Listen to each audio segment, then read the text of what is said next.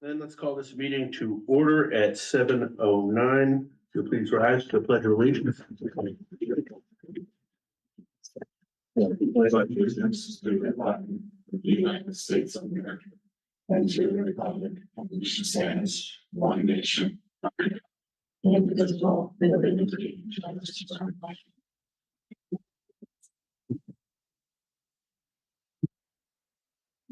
All right, Dr. Willett, do we have any acknowledgements? No acknowledgements. All right, do we have any additions to the agenda?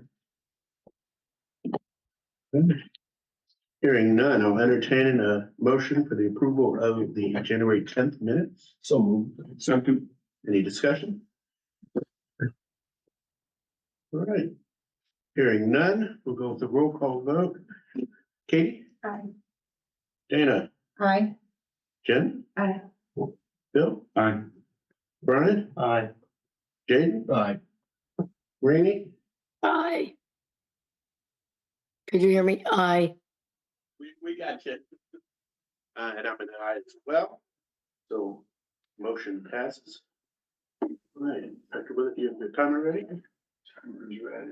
All right, moving on to public participation. The members of the Tolland Board of Education welcome the members of the public to share their thoughts and ideas at this time.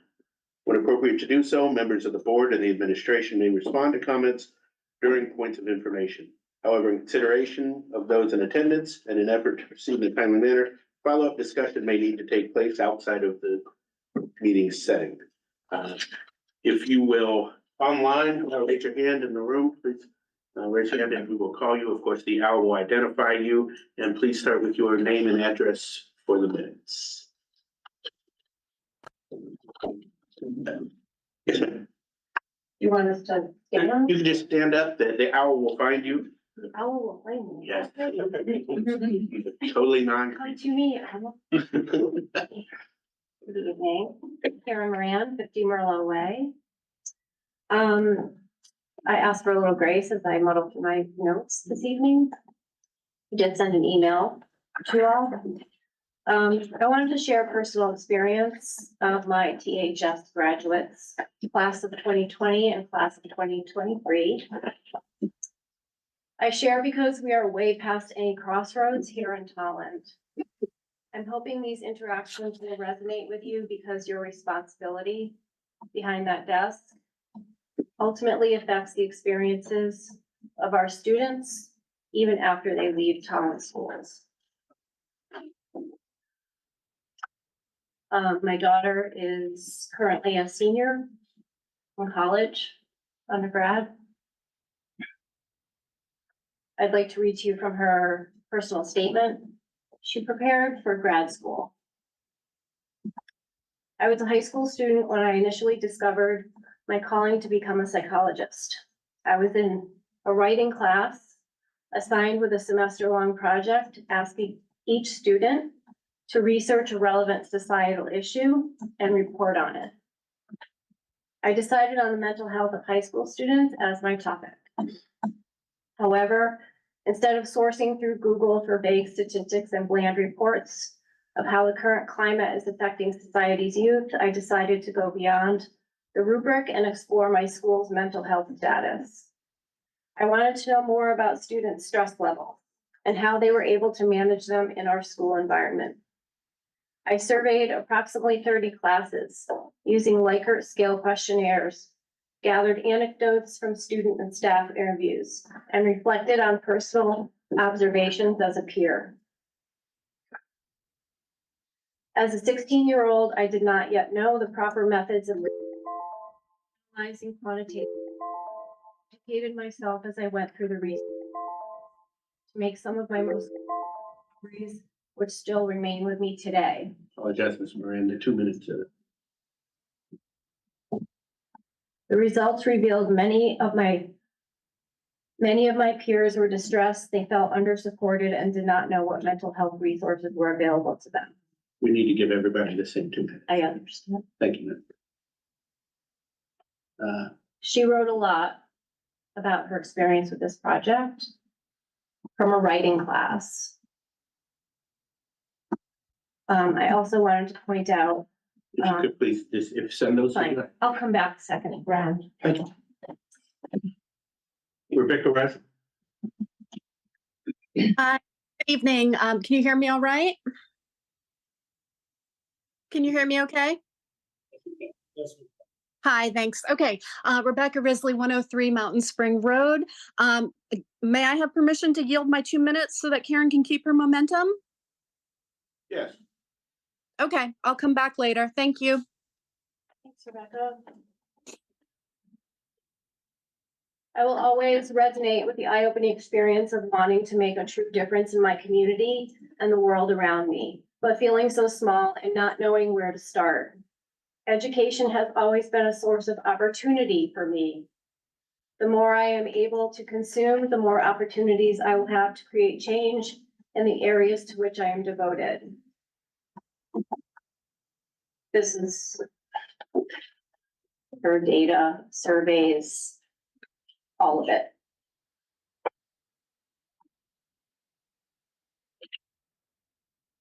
In the past, our students have been accepted. I'm talking about art as well here. Top-notch art schools, university art programs, taking advantage of AP art and things like that in the past. This is information I've gotten in the past from the department head of our high school, who's no longer with us, but he had a significant impact on growing that program. Perhaps the most significant impact of the visual arts at THS resonates with students who do not plan to study art in the future. These are kids who take multiple classes in the visual arts simply because it nourishes their creative spirit and challenges them to solve visual problems using another part of their brains. The purpose of the arts is to create connection among people. So I wanted to read this to you all today because these classes have a huge impact on our kids. Whether it's music, computers, art, or a writing class, cuts mean less opportunities, less possibilities, and less adults in front of our students. So I vehemently object to any of the cuts that are happening in front of you. And please have a discussion about the needs of our students and our staff. Thank you. Thank you.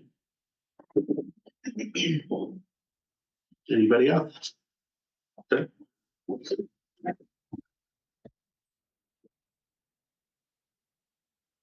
Hello, Noah Fields, 3 Beach Road. Just give me a sec. All right, good evening. I'm here to speak out against the proposed cut of one of the intermediate school music positions. Losing this position will be very detrimental to our students and community in a variety of ways. This cut will result in students no longer being able to take band or chorus at the intermediate school. Currently, this year, you have 400 students enrolled in either band or chorus in this school that could potentially not be offered this educational opportunity next year if you go through this cut. With your cut, you're devaluing the impact of music on students and taking away this educational opportunity. Studies show time and time again that students enrolled in music have higher grades and better attendance than their peers not in music. If you look at students and alumni in our town, they speak and they're living examples of why music is important in our school. Each year, the majority of the top performing students in town, our students are in the music program. The music department becomes an alternate universe where students are unrecognizable from themselves outside the music room. The shy become confident, the agitated become calm, the lonely become included, the quiet become heard, and the lost are found. Music reveals the real student. For some on the board, as I've heard, it may even be where a spouse was found. If this cut goes through, you no longer have skilled enough musicians in the school district to perform at events such as the tree lighting ceremony or march during the Memorial Day parade. The musical, which has sold over 1,200 tickets every year for the past 5 years, these events and more will cease to exist in the future for us and for the community. Another way to put it is you wouldn't cut youth sports and expect to still have varsity athletes at the high school level. It's the same equivalence. Last year, you invited all of the music teachers here on January 11th to congratulate them on receiving this certificate of accomplishment from Senator Murphy for being recognized nationally as one of the best communities for music education 5 years in a row. And then a year later, it's being proposed to reduce the music department. Is this what continued success and striving for excellence looks like in the town of Tolland? I ask you. So I leave you with this remark because I know I'm at time. I asked, do we aim to send our students to a district that strives for excellence, that is thriving, or a community that is striving and struggling to stay alive in social mediocrity? Thank you. Thank you.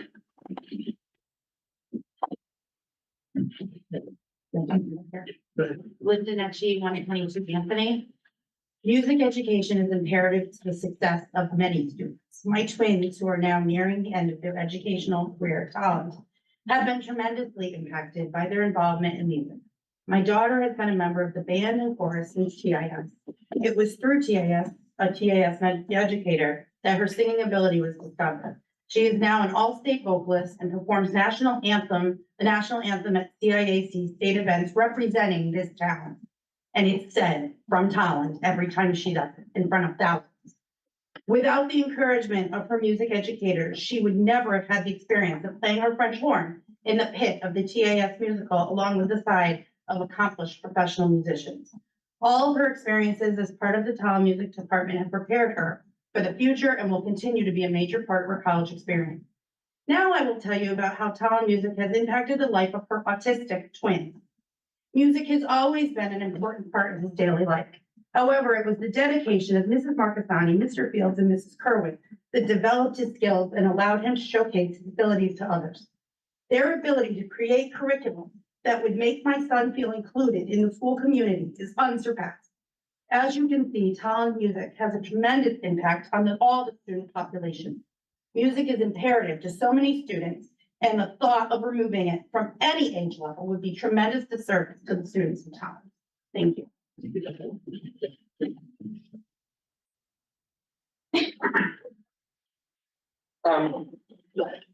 I'm Joshua Reed, 65 Crossing Drive. Now, I am coming to you today as not someone who is teaching or as a kid, but as someone who's lived through an experience as going through Tolland's music education. Now, there are undoubtedly statistics about how music puts kids at a superior academic advantage. None of that is doubtable, but something that you can't measure or see, especially from somewhere like where you guys are sitting, is the personal effect that it can have. Now, it's no surprise how hard high school is. There are moments where me, my peers, everyone I'm really around every single day for more than 2/3 of the year, we struggle. And the one part of the day that I look forward to is that 90-minute period where I get to go with Mrs. Kerman before Mrs. Titus, Mrs. Marcassani in TIS, to have that time to learn freely, not have the stress of crunching numbers or writing an essay, but expressing myself in a way that we're not really taught to do in any other class. And yes, it develops different styles of art. It can lead you to different careers that you want. But what it does for me personally, music has really built who I am today. If I didn't do this music throughout my entire high school career, I can say confidently there'd be no way I'm sitting in front of you all today, trying to voice what is true and right for our community and keeping our music program. And yes, for you guys, you might just see it as one position in TIS where it's music, and you might not see the cascading effect. So I just ask you to think of it not as that statistic, but what it physically does for us, the people who have to live through it every single day, and the kids who, if you cut this music program, are never going to have that chance to experience the greatness and an opportunity that we wouldn't be the same with. Thank you.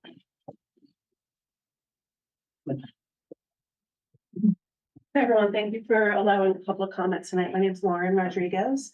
I live at 154 Baxter Street. I'm here to ask you to please reconsider your thoughts and look at the budget carefully, because every year there are cuts that are made on teachers. The problem with that, I have an 8th grader who doesn't have any choices in his 8th grade classes anymore. There used to be an opportunity for that. That's no longer available because of the decisions last year. So now we're looking at decisions made for this year and talking about another generation of kids with more options that are not going to be available. I'm not sure how much you're aware that Tolland's stature in the state, in this area, people's thoughts of education is not what it used to be. And I really believe it's incumbent upon each of you to think about, where do you want our community to grow? What are you looking for our students? And if you just want to see people who are doing math and science and social studies, then move forward with the budget with cuts. Make your classes bigger, have less opportunities for kids. But I don't think that that's really in the heart of what you want Tolland education to be. As I look and reflect, I have a daughter, 10th grade, music. She has gone through periods where she's not wanted to go to school. What gets her to school is music education. She started playing the French horn in 4th grade. She sings now. She's at these state events too. You have teachers that are at every event. Mr. Fields, I've been blown away by the experiences. Mrs. Marcassani, Miss Baker, she came to the event that was down on the green on a Saturday to see her kids perform. It was so heartwarming. These people are giving everything that they have, and to feel that they're being cut breaks my heart for them, breaks my heart for the future at Tolland. So please reconsider.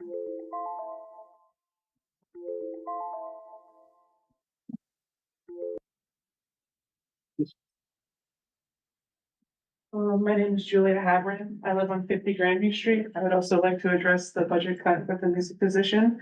I started band in 4th grade, and it has truly made me who I am today. I was extremely shy, going off of what Mr. Fields said, and the amount of friends and connections I have through band today is insane. I mean, even people like Josh, who just spoke, there would never have been a chance that I would become great friends with Josh, and now we are extremely close. And additionally, like, I would, along with Kaylin, like her mother said, we were able to go to Virginia Beach, and Tolland High School got many great ratings from that. I would never have been able to play in the pit for the musical. I have connections with schools and stuff. I would love to do music further in my career, even possibly become a music teacher. And seeing these positions being cut truly makes me fear for the future, because I know growing up, the amount of kids and peers that I've had that have gone through band and how exciting it is and how important it is to them, and seeing that kids in the future will not be able to experience that is extremely saddening, because I know, like, I would hope for my kids in the future to go through that, and seeing that that position might not be available, it just really makes me fear for the future of this town. Thank you. Thank you. Kate Valla.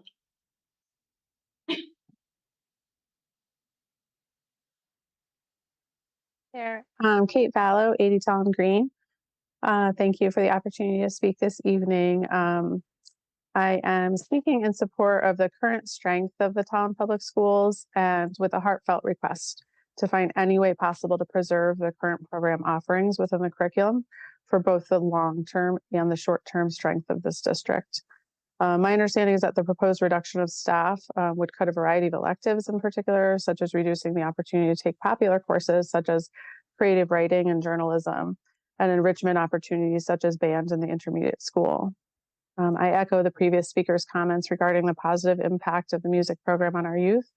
There's so much data about how this positively impacts both academics and mental health, and in particular, starting at a young age when the brain is so elastic. I am committed to continuing to support enrichment for local youth through seeking grants, such as the Tolland Alice Enrichment Grant. And I would ask for the board to join me in commitment to supporting the type of mental health supports that electives and enrichment activities can provide, by ensuring that the operating budget retains the necessary positions to keep this embedded in the curriculum. Thanks for your time, your service on behalf of Tolland. I know that this is a very difficult time. I think you guys have a unique opportunity to stand really strong in support of what we know is going to strongly benefit both youth and families in our community. Thanks. Jamie Davis. All right. Hi, my name is Jamie Davis. I am 23 Johnson Road. I have a couple points. First, I have a 5th grader who's always been very ahead in math, and I'm really concerned what's going to happen with cutting the 6th grade teachers all throughout Birch Grove and TIS. He wasn't getting what he needed. He wasn't learning anything new. And I was so hopeful with him, finally hitting middle school that he's going to get classes that are going to challenge him. I'm disappointed with the cut of computer science. That's the world right now. That's what we live in. Kids need to start young. And it's like literally every single opportunity that I had hoped for him moving to Tolland is getting pulled out from under the rug. But circling back to band, which everybody, is speaking so highly of, just a cute little story. Right before Christmas, the 5th graders were going to play Jingle Bells in front of the school. My son happened to get sick that day and he couldn't go to school. He was devastated, full on ugly tears, crying that he couldn't go to school because he felt really confident playing Jingle Bells in front of everyone. In order to make up for it, he ended up playing for everybody at Christmas instead. But that's what band does. I mean, it gives them something to work towards. It's not something, that you have to sit down for and, not necessarily be challenged or be bored with. It's something that really excites kids and makes them want to go to school. So that's all I had. Thank you.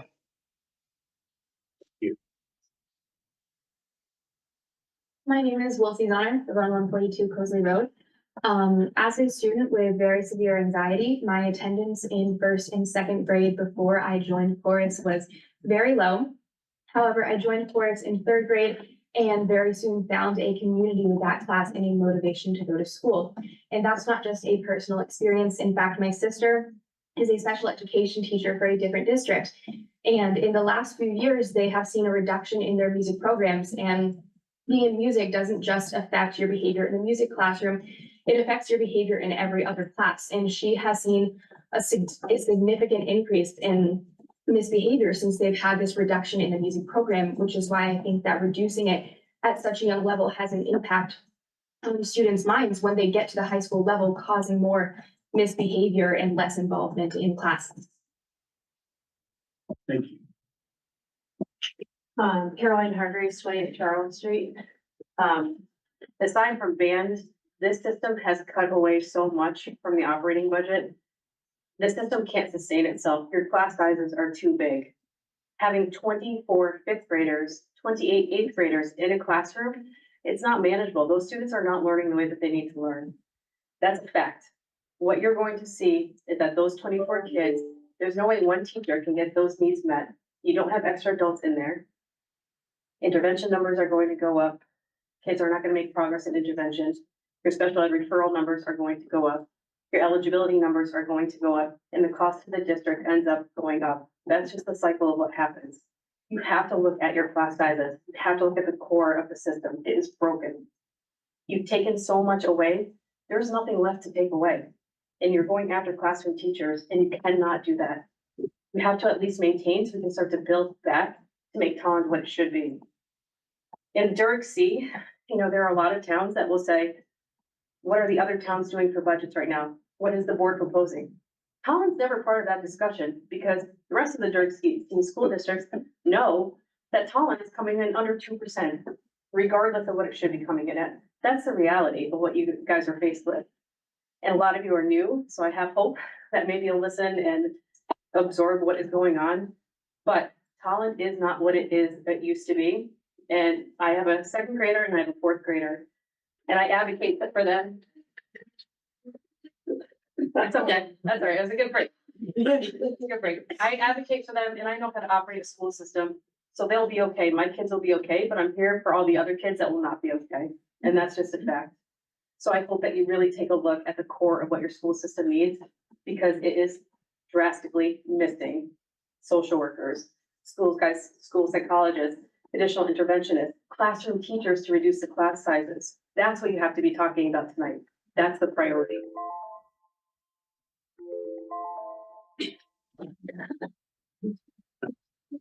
Hi, my name is Paige Cyphers, 22 Lakeview Heights, and I would like to speak from the perspective that I have been in chamber choir, which is an audition ensemble at my school for 3 years, and I have done mixed choir for 2. And these skills that I've gained in throughout singing and performing are something you could never learn anywhere else. It's only in music. The skills of collaboration, working with other students, public speaking. There are very few things I would be confident speaking about in front of an entire room of adults. And I'm so passionate about music that I am so willing to do that. And it's not just one day I got into high school, woke up and decided I wanted to just audition in front of everybody for chamber choir.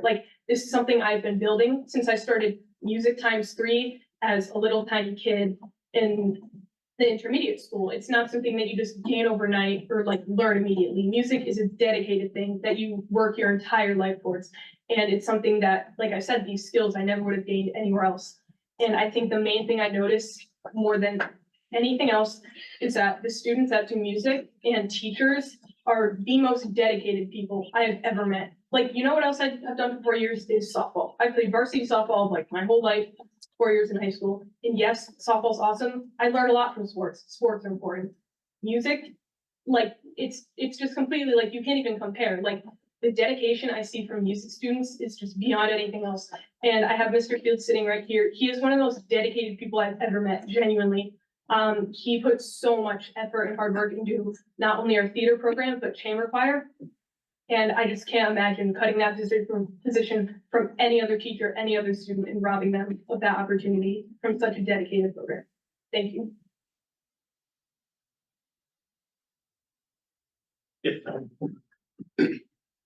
Anna Giroux, I'm on 132 Pine Hill Road. Since the intermediate school, I have been in chorus every year. I've been in the THS chamber choir for 4 years, and I've been in all of the musicals at the high school. And I participated in numerous Eastern Regional and all-state festivals. And all of this started with Music ×3 in 3rd grade. Students then in chorus either came in the morning before school or gave up their lunch to be in the class. And it was genuinely the best part of my day. It was there I learned to love music, and I can confidently say I would not be the same person I am today without it. Singing has given me a safe space to be myself, and the relationships I have made and along the way have been invaluable to my growth as not just a student, but a person. In music, I found confidence, a willingness to learn, a willingness to fail, and a willingness to try new things. I've learned way more through music than I have in any one of my AP classes. But this is not about which school subject is most valuable or who should be cut instead of a music teacher. This is about not passing a proposed budget that will destroy the foundation of our music program. Cutting a teacher will not only put our department behind all the other schools, but it shows that the creativity, passion, and curiosity that comes with music are worth investing in. Students deserve the opportunity to grow up with music as we have, and will be stronger because of it. Thank you. Thank you. Anybody else that would like to speak? Shay Belair, 185 Halsey Road. I have 2 kids in the high school, just finishing up their high school experience, a sophomore and a senior. And so I've seen the progression of the budget cuts through many lenses. I'm a taxpayer, I'm a parent, and I am a teacher at Tolland Middle School.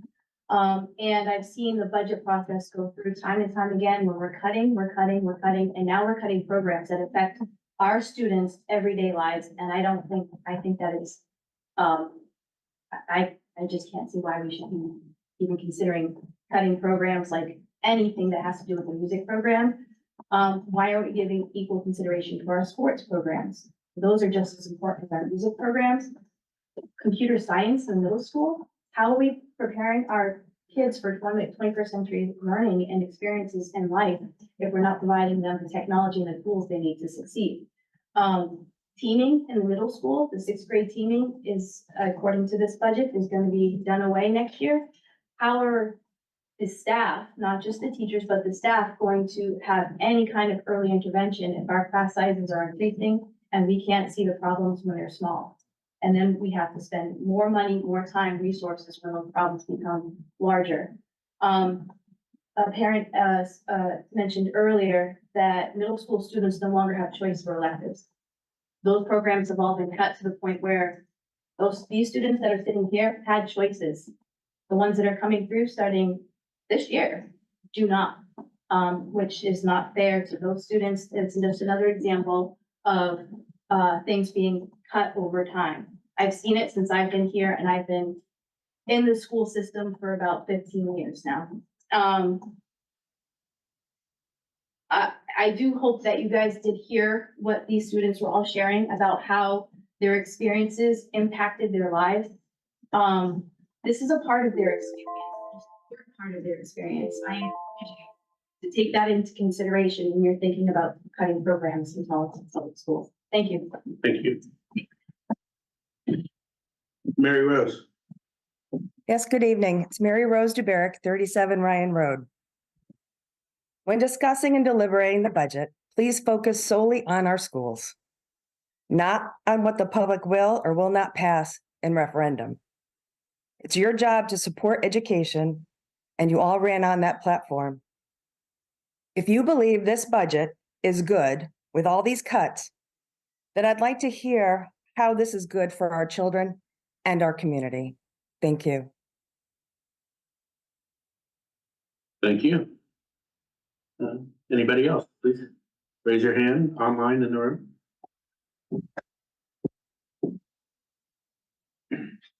Hey, Tony, it's Liz Costa. For some reason, it won't let me raise my hand today. I don't know why. Sometimes this happens. Liz Costa, 54 Josiah Lane. I'm not going to drain. I actually came into the budget meeting at the high school to advocate for more computer science at the high school. And then I realized that the middle school computer science was being cut. Tony, you're a guy that I know I've seen on the robotics team and understand how important that skill set is, as Shay said, to 21st century learning. It's not going to get less important. It's going to get more important. When I realized French was being cut and music was going to be cut, it's unacceptable.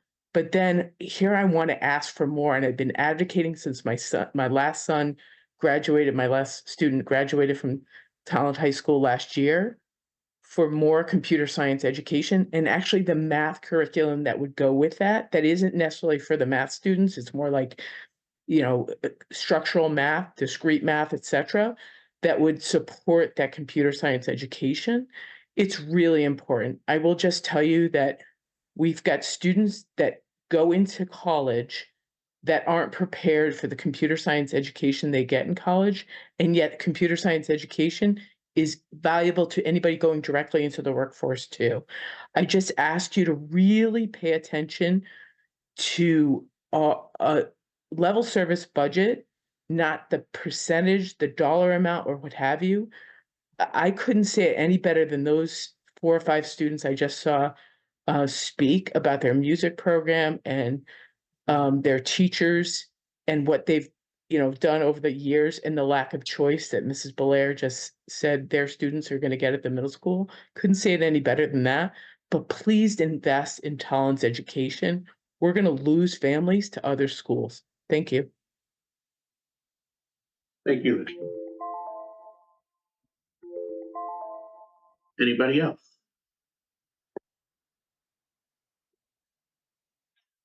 Right. Seeing none, we'll move on to correspondence. Yeah, over the last couple of weeks, we've had 26 and counting emails on the budget for various different angles. So it's a fluid number because we're getting them pretty regularly. So please make sure you read them and you're understanding where everyone in the public is coming from. That's it. No, thank you. And then I reiterate what Bill said there. Thank you for the emails and keep them coming. Points of information. If anybody from the board or Dr. Willett would like to speak. Okay.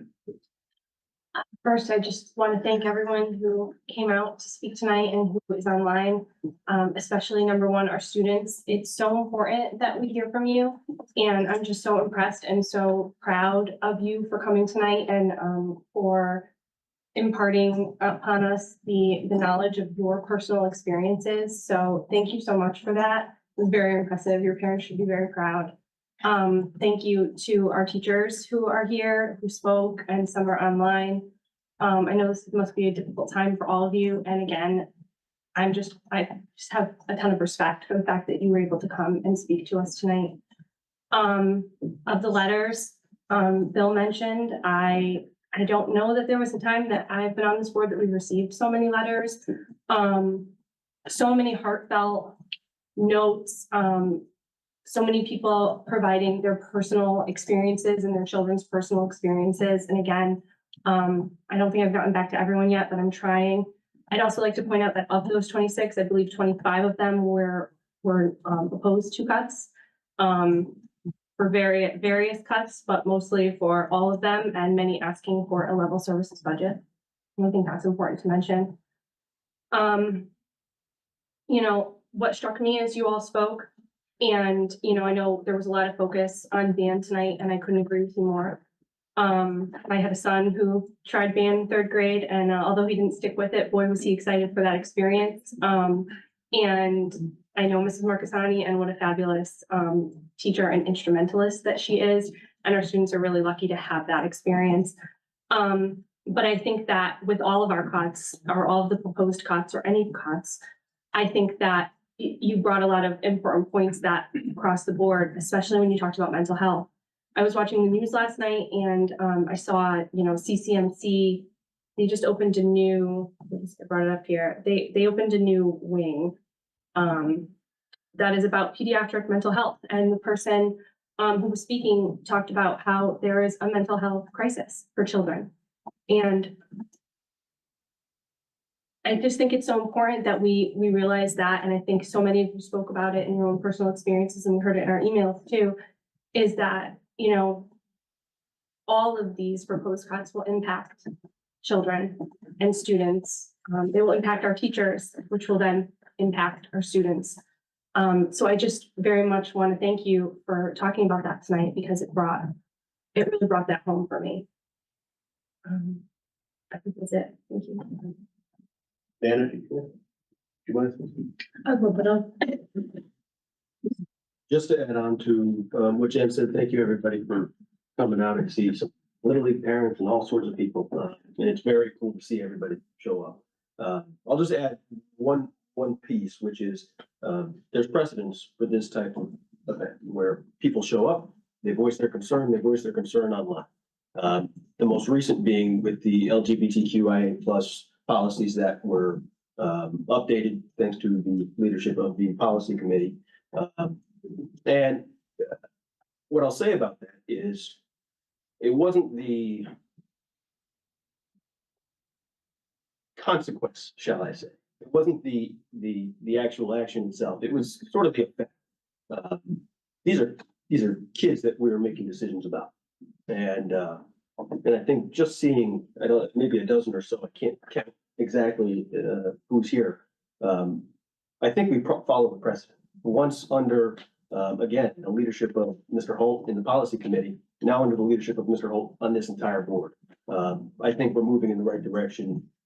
If we pass a budget that supports each and every student in this room and every parent that showed up to help our budget help their student. So everything Jen said, I completely concur with. I would just add that final piece, principles. Thank you.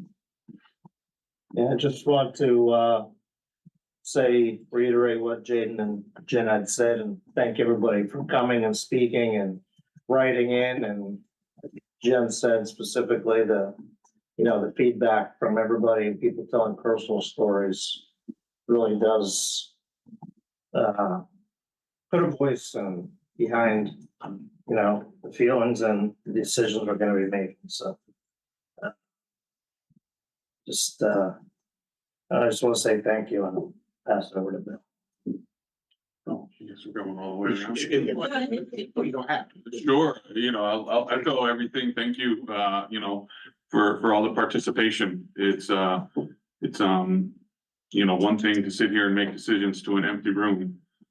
It's nice to see the public participation and getting involved, because too many times there's very little involvement. So this is awesome to see and to hear all the stories. Personally, I started playing an instrument when I was about 3 years old on the trombone. My parents still have a picture, of a 3-year-old holding a trombone. I had to get that. So, well, it's hanging in my mom's house. Maybe I'll get it for you. So, you know, I fully understand the value of music.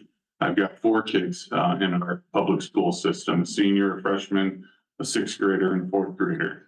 And the 2 younger ones, play, in the band.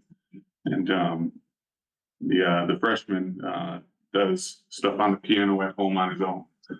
So he plays in church. So I fully understand the value and I love that you all expressed, so eloquently, what music means to you. And, you know, please know that the emails are read, your statements are, and we hear you. It's not a difficult, or it's not an easy process to go through this and make these decisions, but please know that we hear you. Just to tie in on that, I mean, like, I think every time, but particularly now to the students that have the guts to come up here and tell your story, that's not easy. That's not easy 20 years from now. That's certainly not easy now. You know, like a lot of people here and like a lot of your stories, that I picked up my trumpet in the 4th grade and it took me all the way through high school. It got me into college and then, you know, got me in the middle of Texas Stadium playing at a Dallas Cowboys game, you know, all these things. I have a son at Central right now that, you know, I passed my trumpet on to him. And he's now doing computer science. And the stories that you're telling are very near and dear to us, you know, and while, like Bill said, there are a lot of very difficult discussions that are gonna have to happen. There are a lot of very difficult decisions that we're gonna have to work with the staff. Knowing that the numbers and the words that are in this budget book, you know, are not just black and white, they're people. There's their futures, their past. Well, we all know that intuitively. It is absolutely vital to hear that. So thank you. Anybody else? I would just say that I appreciate the physical evidence of Tolland's excellence showing up tonight. And, you know, it's definitely a nice launching place to be able to see what Tolland's are producing and give us good reasons to maintain the budget that we have that's using the excellence that's in the room tonight. I'd be remiss if I didn't talk. So first and foremost, I appreciate everybody online and everybody in person taking the time out of your evenings to come and share your experiences. I was listening to every word you said, took multiple pages of notes, and several of the things that I heard were mental health, anxiety, how band helped me. And music helped me talk in front of a room of adults that I normally wouldn't necessarily do that. Choices I was given, lifelong friends, mentorship from their educators, starting from Miss Marcasani all the way through the high school. I kept hearing anxiety. I kept hearing mental health, confidence. I loved willingness to learn and willingness to fail. So that was fantastic. And so I think, as Katie said, you guys are evidence of the success of what Tolland Public Schools has provided and hopefully will continue to provide. But that is just a part of the young adults and future of America that you are becoming because of music and art. And someone said sports. I know we're talking a lot about music tonight, but I think it's very important that I think Ms. Belair said about the programs and the entire student and what that does to the future. The mental health of our educators, class sizes being so large. Not only we have our educators are impacted and young students and young adults and our future students having opportunity, but core curriculum program. We don't have a person in front of running that program, then that program ceases to exist. Advocacy. I heard a lot of people talk that don't even have kids in Tolland Public Schools anymore tonight, or they're one more year or 2 more years, and they're really concerned about the community in which they live in and what that looks like in comparison to other communities or future families coming into the community. And our strength in our community is what we have to provide the entire community. And the largest aspect of our community is Tolland public school system. And I think Ms. Hargreaves talked about, the programs and, the class sizes and reducing class sizes will end up, almost suffocating the school system. So I hope that we're taking time to really listen, and it doesn't end here, and it doesn't end tonight. Because please continue to be your voice. Please continue to talk to your friends, talk to your neighbors, and be that voice for those folks who are, in the town that I came from, I hate to say it this way, I was ignorantly blissful. I said the people are taking care of it. Town council's taking care of it, the Board of Education is taking care of it, the leadership is taking care of it. Then when I moved to town and my kids became part of school, I couldn't be ignorantly blissful anymore. Get involved. And if your involvement is in the music program, stay involved. And if your involvement is with the educators, stay involved. And if your involvement is coming to the Board of Ed meetings, stay involved. And if you're 18 and older, you go and vote. So, but I am just mind blown by the decorum and the voice. Much better than I would have ever been at your age, much better than I am even now. So I just thank you, but I would continue to charge to please be involved. Because this is for the future of town and the future of Connecticut and the future, and our young kids that aren't even in the school system. My kids are in the band. I played the clarinet, first seat. Well, God bless my parents. My kids were not allowed to do the clarinet. My daughter plays the flute, and man, Miss Marcassani has her on point. And my little guy plays the trumpet, and thank God for sometimes leaving the trumpet at school. But I will say I see a different part of my kids. I see a different part of my kids, and so it's really getting my son, who's not the most academic kid, he's focusing on his academics because he wants to do it and gets excited for school. So I'm really appreciative of what you all have to say because I see it in my own home. So it's really wonderful to hear it on a multiple, all aspects of levels for you guys. So thank you again. Stay involved. Just a brief comment, number one fear of Americans, I think is still the number one public speaking. So thank you for coming out and having the courage to do that, students, especially as you're kind of coming up, it makes a big difference for you to come out and share what you feel, so that's important. And thank you to the parent as well, students. We appreciate it a lot. I fiddle with all this electronics, so sometimes I'd have to stare in 10 directions at once, but I was listening carefully to what you said, I appreciate it. Thank you. All right. Thank you, everybody. Student representatives. Guys, so this is gonna be a very arduous meeting, so we're gonna keep this short, thank God. We also don't have anything to talk about really. So finals was this week. Long week, good week, we're done. Semester 1 for high school is officially over. We're so happy we have a day off tomorrow. And then middle school, at least middle school, I don't know about the other schools, and it's for my sister, they get a day off on Friday, which, good for them. K through 8, they all get a day off on Friday for not doing finals, so congratulations to them. Any questions, comments, or concerns? When I was in 8th grade, you were that 3rd grader. Yes. That had that Friday off, man. You had the Friday off too, you were. That's true. It's exciting. That's but thank you for. I had a few of my players participating in their finals this week, and so it makes me glad that they're over. Well, Yeah, them. for the most part, and that everybody's ready to get on to second semester. So thank you for sharing. Yeah. Parents are happy too. Yeah. Very. And the senior privilege business. Yeah. With not having to take finals, if you have a 90 and above. I'm it gives looking you something forward to strive. that. Oh, wow. Yeah, all right, thank you. Thank you. Hope you did well. I Good did. luck next semester.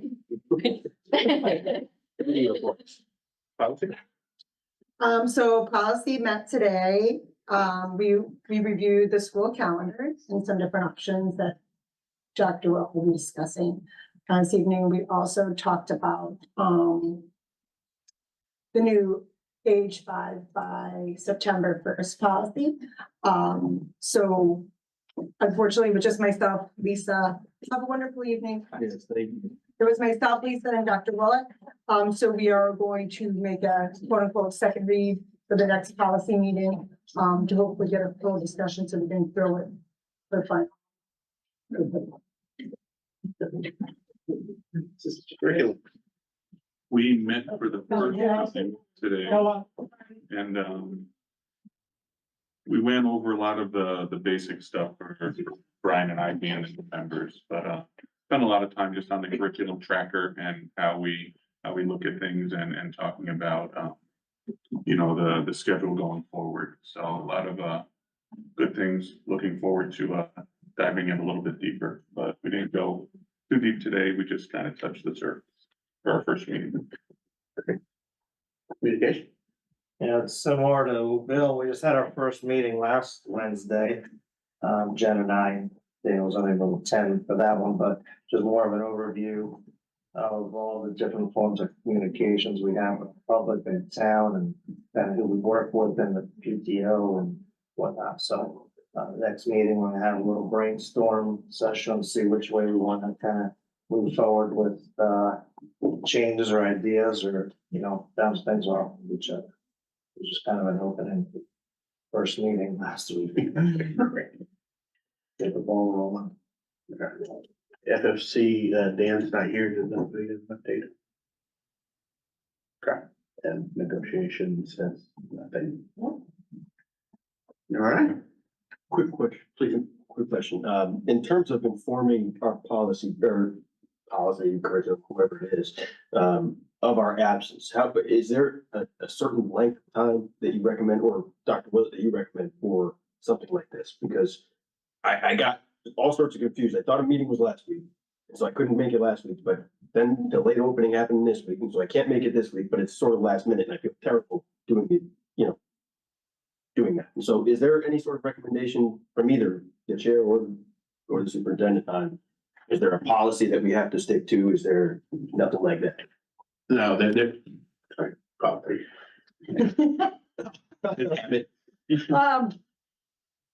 I'll look into the policy about that. I just think maybe right now we could utilize each other's email and so we can communicate to each other. I mean, I know things come up, so I don't know, I can look into it and see what there is. I think that's more of maybe what leadership would like for it, but I definitely think communicating. Your impact is Dr. Willett. forum, if you don't have enough people. Right. You can't do business without forum. But public officials such as yourselves have busy lives and jobs, so occasionally you won't be able to make it. If you just text your subcommittee chair and me, then, or, let us know you're coming on virtually or we'll work it out. Sometimes you just may not be able to, make it, and sometimes there'll only be one person. That happens. And we just can't do a vote for business, but we can still discuss. And ultimately, I mean, like Dr. Willett said, if you can get a hold of your committee chair, great. If things are happening and you just have a second, use Jen and myself, and kick it over to us, and we'll see about making sure that it gets to the appropriate party, because like I said, we recognize that things come up. We recognize that best laid plans, you try, you may blow a tire. And the last thing you're thinking about is I need to notify. So if you just shoot a quick message off to one of us, we'll make sure it gets there. Tell us what I want to do with that. Yes. Fair enough. All right. Thank you so much. Yeah, there you go. So moving on. Chairperson's report. So in preparation for these budget discussions, I found myself looking back at historicals.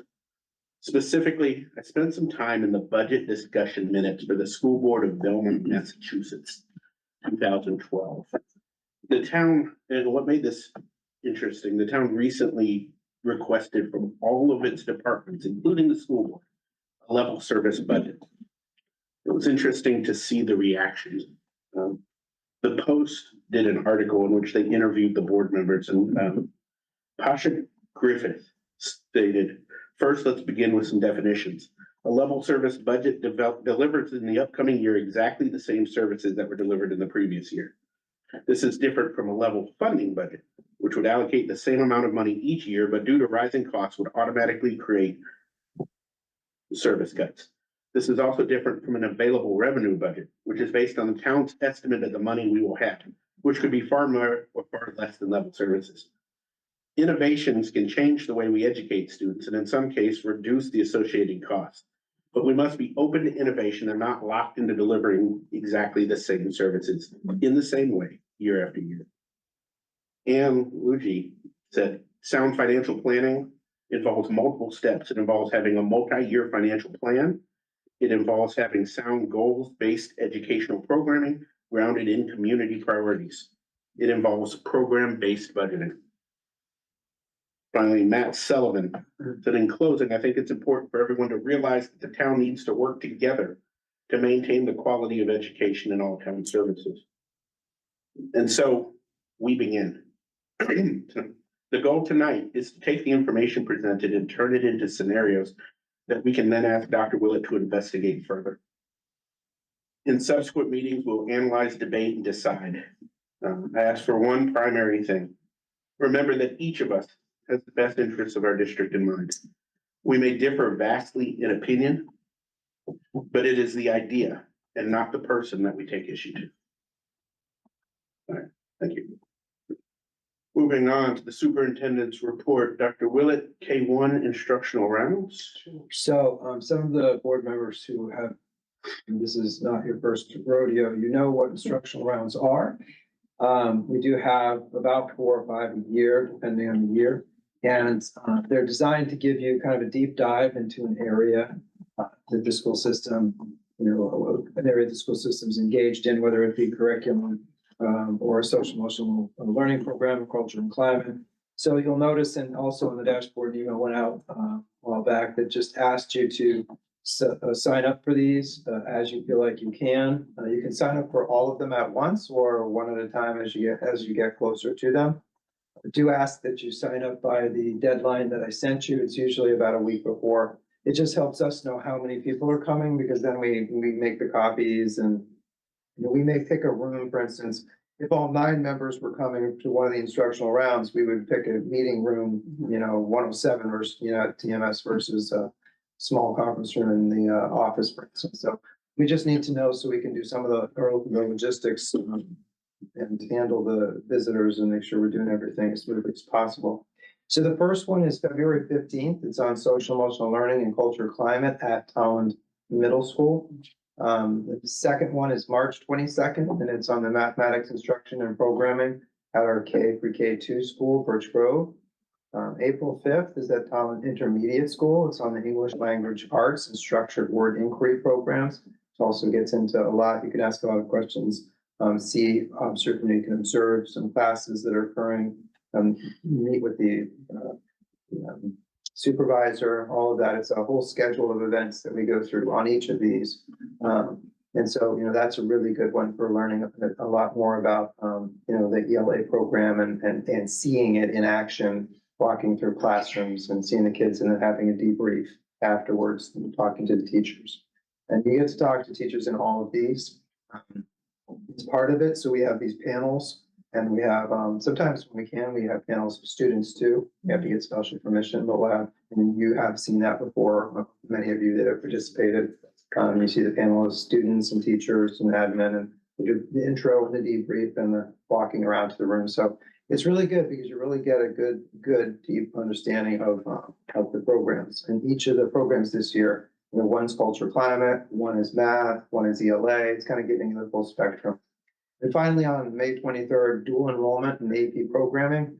One of the interests of the board was advanced placement programming in classes. So again, get an introduction, talk to the teachers, you get to walk through and see AP programming in action, what constitutes that, talk to the supervisors about it, and have a debrief. So it's really a good opportunity for board members to, as I said, take a deep dive in these areas, ask all the questions you want, and have some time with teachers, students, staff, and admin on each of these areas. Yeah, excuse me. For those that haven't been to this, I highly recommend if you have the opportunity to attend as many of these as possible. I've done most, I think I've missed one, and every time I walked out of there with just an amazing understanding, a deeper understanding of what they go through the kids, the teachers, not just in that particular subject, but in general. I remember one that I think it was TIS, where we were doing the debrief afterwards, and I just had to ask the teacher, how did you control that? It looked like chaos with kids and hands and things going everywhere, and then here she is with her parahealth bouncing all around and, you know, finding order and all of that. It was unbelievable. So it's not something, even with, you know, Dr. Willett's eloquence, that you can really understand to see it. So if you have the chance, please sign up and go. Any discussion? Dan? Oh, did you want to say? No. I thought you had to. Oh, all right.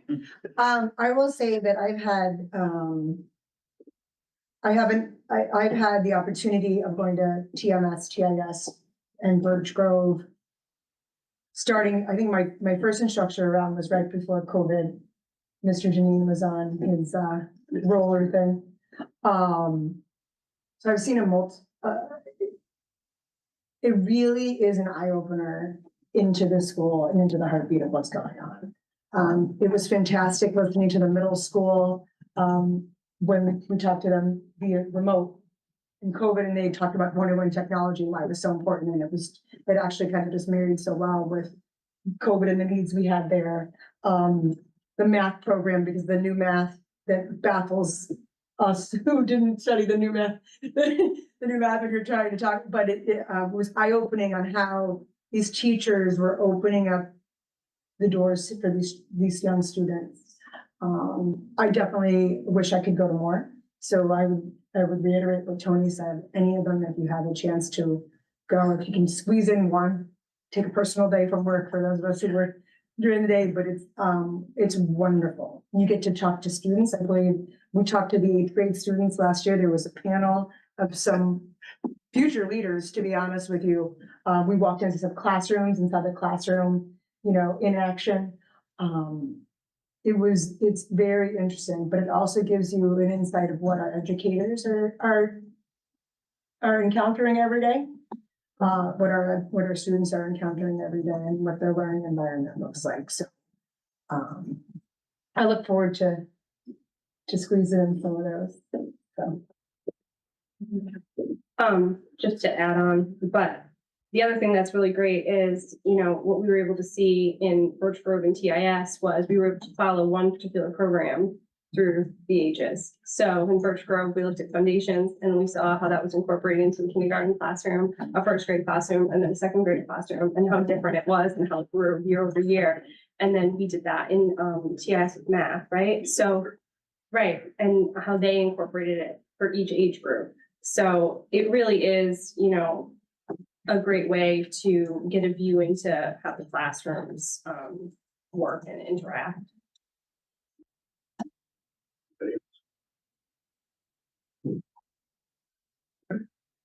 All right, Dr. Willett, then L1, school calendar. All right, so here we are with school calendar.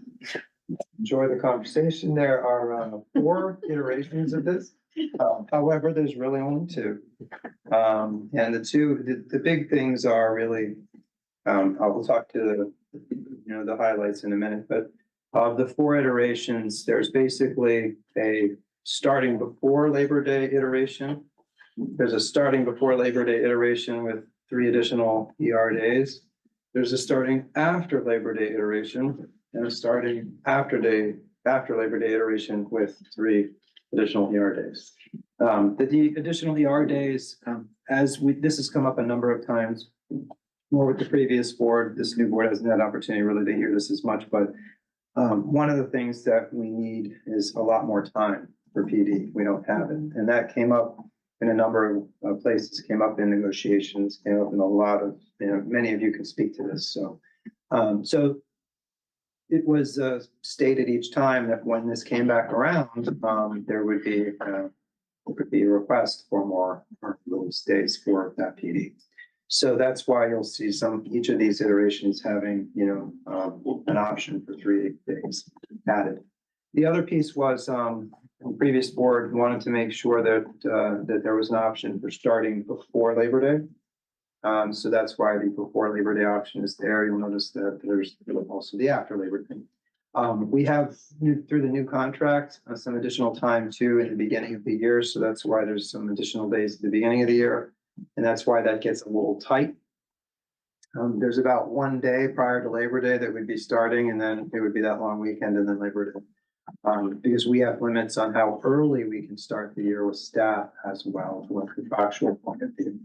So that's the kind of flyover. Some of the positives here, parent teacher conferences, K-12, full day off in November 27th to provide families travel time. This was something greatly desired.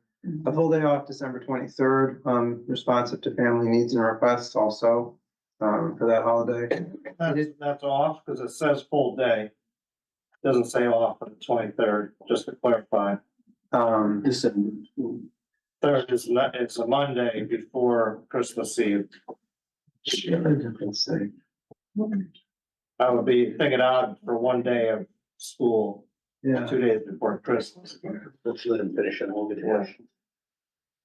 Well, he's talking about it, and it needs to be discussed before we get through the whole. Yeah, that's a That's hangover. That is a carryover from last year, sorry. So you have actually a very long break, fairly long December break. You're right, the 23rd is off all the way through the first on each of these probably. That was good. So back. Oops.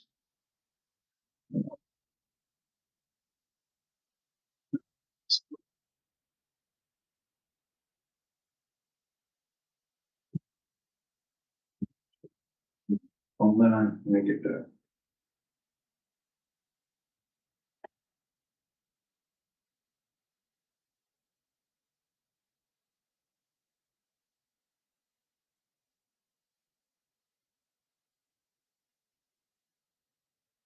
Okay, so the EastCon calendar is what we have to base our calendar on. So some people ask, why do you have the April break where it is? Because some have liked to have Good Friday, for some that do celebrate that, kind of roll into Easter and then have that next week. We have to use the week that is on this calendar because it's the regional RESC calendar. And all districts within that region, which is called the EastCon region for us, have to use the EastCon calendar for those breaks. So that's why it's set up that way. The calendar does fulfill the contractual obligations. Faculty in-service day in February is aligned with the non-school days so that it lines up with that President's Day weekend, and you have a in-service day. So that makes that, if you include Saturday and Sunday, a 5-day weekend. And then a reasonable number of early release days and in-service days. Early release days are set up on days that we feel would be best for continuity of instruction, and the calendar has been reviewed by the policy committee and is also being looked at by TA as the teachers union and TAS as the administration. Good. Questions? More of a statement, some of the things that we talked about, because like specifically Dr. Bullitt mentioned the EastCon calendar, and Easter. And I know that Easter always throws us off when it's weird in March. So it throws off all the other spring breaks around us. So I think it's important to know that we partner with that calendar. Some of the things that I want us to be cognizant of, and I know this is just our first go around and it's going to kick back to policy and then come back again.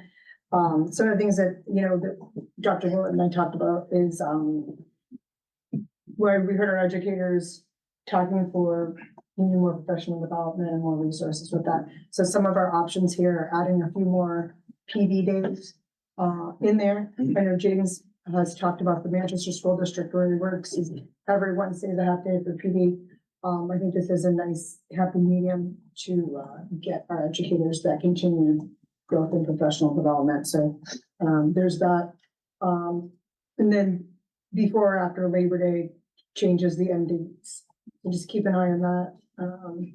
And then we did talk about some additional clarity on the bottom of the calendar, specifically regarding this week, because I know there's a lot of confusion with the high school calendar with end of semester, blah, blah, blah, and all the questions coming up. So just having a little asterisk of what that looks like on some little notation on there of what that looks like, because obviously that changes because of the storm that we had last week, right? So that pushed their days off, which confused the calendar a little bit. So adding a little note on that was something.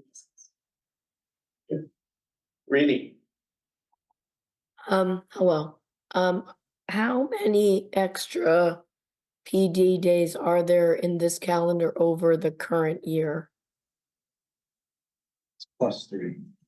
is that version 1? They're both, version 1 is the school starting after Labor Day, and then there's version 1 +3 PDs. It's the +3. Each of those is, +3. There's 3. So you can either do it without the additional 3 or wish the additional 3. And without is the Either same. before or after Labor Day, yeah.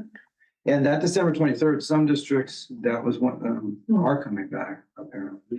But, that doesn't make sense, as you said. Yeah, no, I was just going by what was written, that's all. Just took that out. Yeah.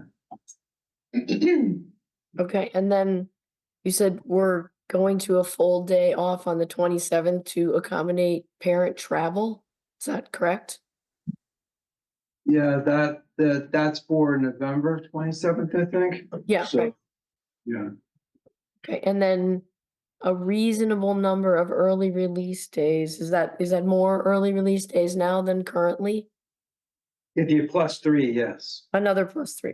Why, at what point are we considering having the kids like be attending school here? I feel like that seems to fall down the, priority chain, and yet we keep talking about the kids are not, performing as well and this and that, and yet we're taking more and more time off all the time. I don't understand the logic there.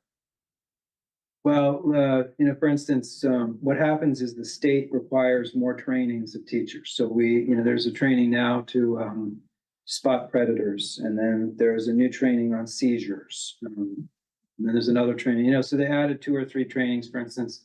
There's nowhere for us to do these trainings. We either have to get sub coverage and take time away from teachers being in classrooms to accomplish them, or we do them on early release days. But there are more and more and more required trainings, and some districts have more of the Wednesdays off. Some are like us, but we're finding that we're not able to get all the training in that we need to get in. And you're actually, it's going to cost more to do it the other way, because you do have to get sub coverage for people if you're going to be doing it that way. Also, contractual obligations.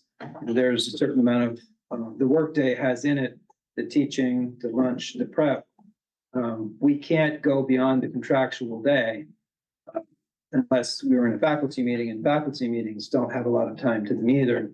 Some buildings can do about 45 minutes. Other buildings can only do like a half hour because they have to handle buses. They do 25 minutes to a half hour. So we're just really squeezed. We don't have anywhere to do these. And so we'd have to try to get subs to do it during the day, which again, it has that undesirable effect of bringing people out of classrooms to accomplish it. Okay, thank you. I was just gonna add to what Dana was saying, and really quickly, it's not necessarily every Wednesday is a PD or professional development of some kind, but what does happen every Wednesday is there's a half day every Wednesday, and oftentimes they're working in their teams, funnily enough. Applies to our current budget situation. And so I just wanted to get that across as well, because there's multiple benefits to, again, providing teachers and staff more time to prepare for their classes and work with one another to find alternative ways to teach and et cetera. So I just quick note on adding to what Dana had said earlier. Yeah, just this version with the 3 extra PD days, professional development days, as we're on budget season, is there additional cost to the district for these 3 days for all of the faculty to be doing this professional development? How does that work? It's because it's still within their contractual hours. So no. All right. There's no additional, additional things we might have to do to accommodate any required PD is outside of consideration of an ER day. It would have to happen one way or the other. So, if the state requires something new, we have to figure out how to offer it, which might have a cost. We have to develop it, or hire someone to do it. But this wouldn't impact that because this actually helps in that because this actually helps keep costs under control because you're doing it within the teacher's contractual. Okay. And the PD, now paras have to get 18 hours of PD. They have to be offered 18 hours of PD every year as well, which is a new thing. Yes. So we also have to make sure the paras can get it because otherwise we have to figure out a way to have the paras do it during the school day or, or pay them some, to come after or something. So this actually keeps the cost more under control than trying to do it through subs or other things. Okay, I'm just trying to wrap my brain around things. Thank you. Yeah. So I think that having more PD days is like definitely something that we need. Because contrary to popular opinion, we are in school a lot, some may say all the time. And I think that, not only having half days, but having those half days be useful for the teachers to develop their skills, to learn more, to get updated on new techniques, new things. Not only do we get time to rest during those days or to catch up on homework or to just refresh our brains so that we can come in the next day, the Thursday, ready to learn and ready to absorb more knowledge, but the teachers are better equipped to teach us those things. So I don't really see a negative to adding more PD days and more half days. Because even though we're out of school a little bit more, I think that overall, especially in the long term, it's a lot more effective for our education. So 3 additional PD days, I'm assuming is a day and a half for students at the end of the year that they're missing. Well, it's really ER days. It's 3 additional early release. Okay, so what does that equate to? How much? So it's how about, much classroom? it's about like the early release would be, for instance, at Birch Grove and TIS is something like 2:45. They get in at 9, they go out at 2:45. The high school dismisses at 10:45, I think, and the middle school's 11. What's the threshold of how many days kids have to be in school and where are we at? 180 days, we're at 180 days. We're at 100 and what? 180. The early release day still counts as a full We day. count it. Okay. Yeah, So we're that's not why, missing anything with those requirements. right, that's why ER days are preferable to some other options because you still count as a day. I was gonna ask Bill's question and just ask that we are meeting the legal requirement for days in school. So the answer to that is yes. So our students are not missing school. They're meeting the legal requirements for the state of Connecticut for how many days they need to be in school, correct? Right, yes. Okay. Secondly, I felt like, just to clarify, when Rini asked the question, I think she was adding the early release days and the extra 3 days and thinking 6 days. They're actually the same thing, right? It's 3 days. It's not extra early release days and extra PD days. The PD days are the early release. Correct, it's one and the same. Right, And so it's there's only not 4. an addition of 6. Like I It's an said, addition of 4. option 1 is, I think, is the before. After Labor Day. Yeah, 1 is after Labor Day, 1 + 3 is after Labor Day with the ER days, there's 3 ER days, and then the second one is, starting before Labor Day, or starting before Labor Day with 3 ER days, but we're only talking about early release days. Right, so it's 3 additional. 3, early release either days, way, not it's 6 3, additional. not 6. It's 3. Okay, and then just as a statement, I want to back up what Dr. Willett said. We heard extensively in negotiations. In fact, it was the largest priority was time, and that was from the teachers and the parents. And think about what they're asking for. They're not asking for time off. They're asking for time for more training. And they were very specific too about some of the training that they wanted to develop. So in my eyes, especially when we're talking about budget cuts we did last year, more proposed budget cuts, overwhelming teachers, having them take on new roles, they need to be trained. This, I think, is probably the most cost-effective way to train them, because otherwise we need to bring in other training at other times. We need subs cost money, et cetera, et cetera. So PD days for training is really, I think, in the best interest of the district. And we have a shortage of subs right now, which makes other alternatives extremely difficult as well. The TEA, what I got back so far is they prefer after Labor Day. So the teachers so far, from what I can gather, prefer after Labor Day. I did just one more thing if I could. Yeah, of course. One thing to talk. maybe not a major thing to consider, but I do know, I mean, like in all professions, a lot of teachers marry each other and they don't always stay in the same districts. So in so many cases, I hear from neighbors and friends, I have this week off, but my husband has the week before off, So I don't know if one of these options is more, Connecticut based or Connecticut common, or at least the surrounding area where people may travel to work common. But I think that would be something that we could at least consider. Yeah, I apologize because I might not be fully wrapping my head around what you were saying, but this requires teachers to stay the same amount of time. No, I'm saying the East Con is the most common, Right. right? Sorry. So that if Yeah. teachers are married to each other, but they work in Yes. different districts, they would maybe have more opportunity to have the same breaks Well, off. if they work in the EastCon region, then yes, they have the same things off. If they don't, then. And then is it no. before Labor Day or after Labor Day option? Or does it matter? Well, that is strictly your thing. You get to they decide that. EastCon is more like it tells you when April's going to be. That type of thing. This is kind of under the thing really quick. Which towns are East Con in our respective area? That, I'm not asking. I'm asking- That's gonna test me. It's basically, Because I know like Vernon's not frankly, there. it's everything northeast of here. So, because like Vernon, Ellington and whatever, because you asked that question, like those are all. Mansfield, we're right on the edge, so, Ellington is a different region. Bill, go ahead. Sorry, guys. You're good. Really, it's the end date, 16th or the 13th. How do snow days affect the end date? Is it 1-for-1? They can push it back. We do try to build in a little bit. It can push it back, pretty far from there. So how many snow days can we take before we start having to add to the end of the school year? Well, you're probably gonna start adding right at the beginning. So it's 1-to-1. Right, probably going to be, unless we have something, sometimes you can do remote and all that, but we are not in a position to do those things. Ben? You had your hand up. Okay. There are, just a Sorry, thank you. clarification. You can take away from April break, and you can do things like that. The board can do that inside of a year. So if you had a terrible winter and it's gonna push us way out, we can't go past the end of June. But the board does have options and can take days out of April break and things like that in a year. Okay, reading? Your hands up again? Sorry, I just wanted to thank you for clarifying on the 3 days.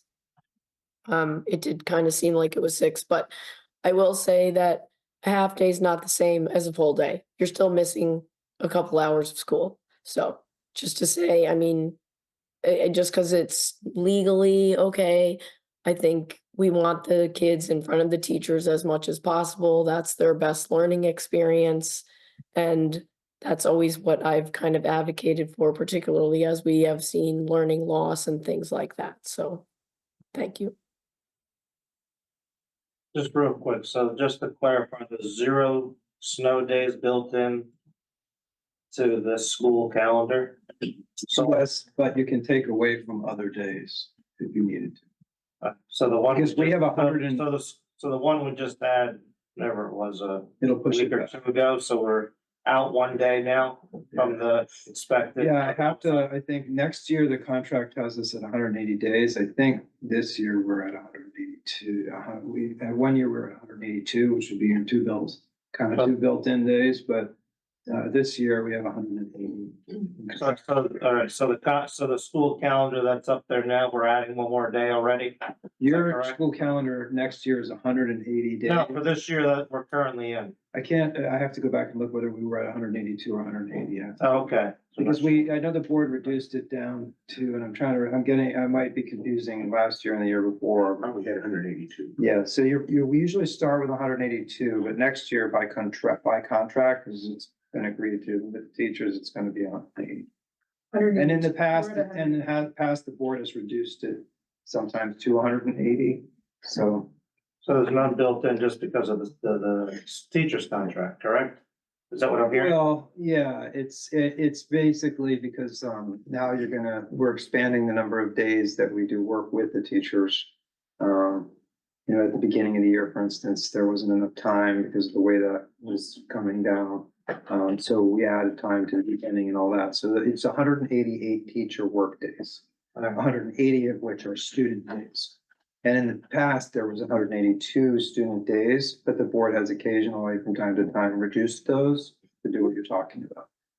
To make it so you're not pushing out as far. Yeah, so I just want to clarify, so any of these ones that we do pick, if there's a snow day during, or 2 or 3 during next year's calendar, we'll have to either take away from vacation time or extend it out to Or the end of extend it June out. or. Yeah, you can't So go we'll have past. to make some sort of alterations, because most likely we're gonna have a school, snow day. It's just the fact of knowing. All right, thank you. Any others? No, my understanding is this is the first read. It is the first. What happened at the next after policy looked at it. Okay, I'm good. Okay, thank you. thank you. All right. Moving on. Yeah, just to clarify, it is 182 days this year. All right. 182. So you have to apply without this year. We got one more in the bag. We've got time. Moving on to the FY 25 budget discussion. Now, just to preface, we'll give everybody a chance to speak. Please, let's keep pontification to a minimum in the interest of time, but you will have the opportunity to get your points, to get your discussions correct. As we discussed at the beginning as well, the goal is at the end of today that we've talked through, and we have three is my hope, scenarios that we can ask Dr. Willett to look into further. They can be as simple as the existing budget proposal plus this or minus that. They can be certain percentage, they can be whatever we deem we want to know more about. We can guide him and give him that direction, which gives him, 2 weeks, Dr. Willett, then to kind of pass it around and bring those back. So that being said, Dr. Willett, did you have anything you want to say before we? Just that, you may remember that as we were working through the budget process thus far, I have provided you with some considerations to chew on. And so you'll be further developing those, and I'm here to answer questions for you, but that, we had also posted some information for you, that may give you some things to think about. And I can go into some of those or not, tonight, depending on your desire. In the interest of being fair, I'm gonna start and just go around. If you don't have it ready tomorrow, I can obviously come back to it. So get that algorithm going. Yes. Jake, you look way too comfortable. Let's start with you. And I just submitted a few questions last night, nothing too specific, but I think there's a lot. And I'm having a hard time picking up the book and reading from the book before I acknowledge again what was said tonight. This is the experience that students, it could be your kids, it could be any child in that building is experiencing. And again, it goes back to even one main topic that was discussed, which was the music department. We're taking away, let's see here, we're taking away TIS music teacher, TMS 6th grade teacher or teachers, computer education teacher, science education teacher, world language teacher, social studies. There's a consistent factor here, and it ends with teacher. I have a problem, and it's not necessarily a question. As we go through this, I'd really like and I submitted them last minute, and so that's my apologies. But as we go through this, I just want to sort of acknowledge that for many of the students in attendance tonight, they sort of became leaders in different areas, whether it's sports, whether it's business classes or Shark Tank, like I went to a month ago or whatever it was, or clubs, speakers in a Board of Ed meeting. Music is just the tree that creates the branches that allow them to create avenues for themselves. And so I have a hard time, again, picking up this book and looking at, okay, well, I want to ask a question about this, I want to ask a question about that, after knowing the impact that the last 11, 12, 13, whatever years we've had impacted the school system. So I've got nothing outright to ask you, to ask anybody tonight. And I'll wait until my questions are answered on the doc. I will say a lot of the questions that were asked on the Q&A doc were very helpful. And so, as they are typically every year. So, and I know I was talking to Dana a little bit about that earlier, just this is an extremely helpful doc, and I don't know when it started, but if you haven't taken a look at it, public, it is absolutely helpful. And it provides a lot of answers as to why some of the things that are going away might be going away, why they shouldn't be, and all these things. And so, definitely a helpful document just to scan over and just see, look for answers that you're looking for. So, no question at this moment. I will say that. Brian? Yeah, so, I don't know what sort of questions I can ask now, can't ask for this comment or what. But, all right, anything. So I did have a question about the health insurance. I see that there's an additional 204,054 for this year, adding on. I know this is not just a, kind of a co-pay type of health insurance plan. It's some other plan that I'm not personally too familiar with. I'm just in past years, the numbers that we've been putting out for the health insurance, how have they historically, on what we're estimating, get used? Are we usually over, under? Are we, underfunding that line? Are we overfunding that? How has that historically kind of been, say, the last few years? So you're self-insured through a consortium called ECHIP, Eastern New England Health Collaborative Insurance Program. We're very involved with ECHIP. It's been very positive for us. Typically, we run a trend that's very beneficial for the district. So for instance, this year you were able to have a 0% increase in insurance because you were able to offset some of the negative impact with a very high reserve. So you're in a good place from the standpoint of insurance. This 200,000, the biggest chunk there, is because some of you from last year, or last time on budget cycle, remember that there was an ARPA insurance offset provided from the town that was 200,000. And this puts that money back because that offset meant we were able to fund it 200,000 lower last year because we had that ARPA offset. ARPA is the American Recovery Grant, one of the grants that the town got. So because we funded at 200,000 lower last year, we were putting 200,000 more in this year. Now, I think one of the narratives I sent to you, or one of the questions I answered at one point, one of you asked, you could actually choose to potentially not do that as a board.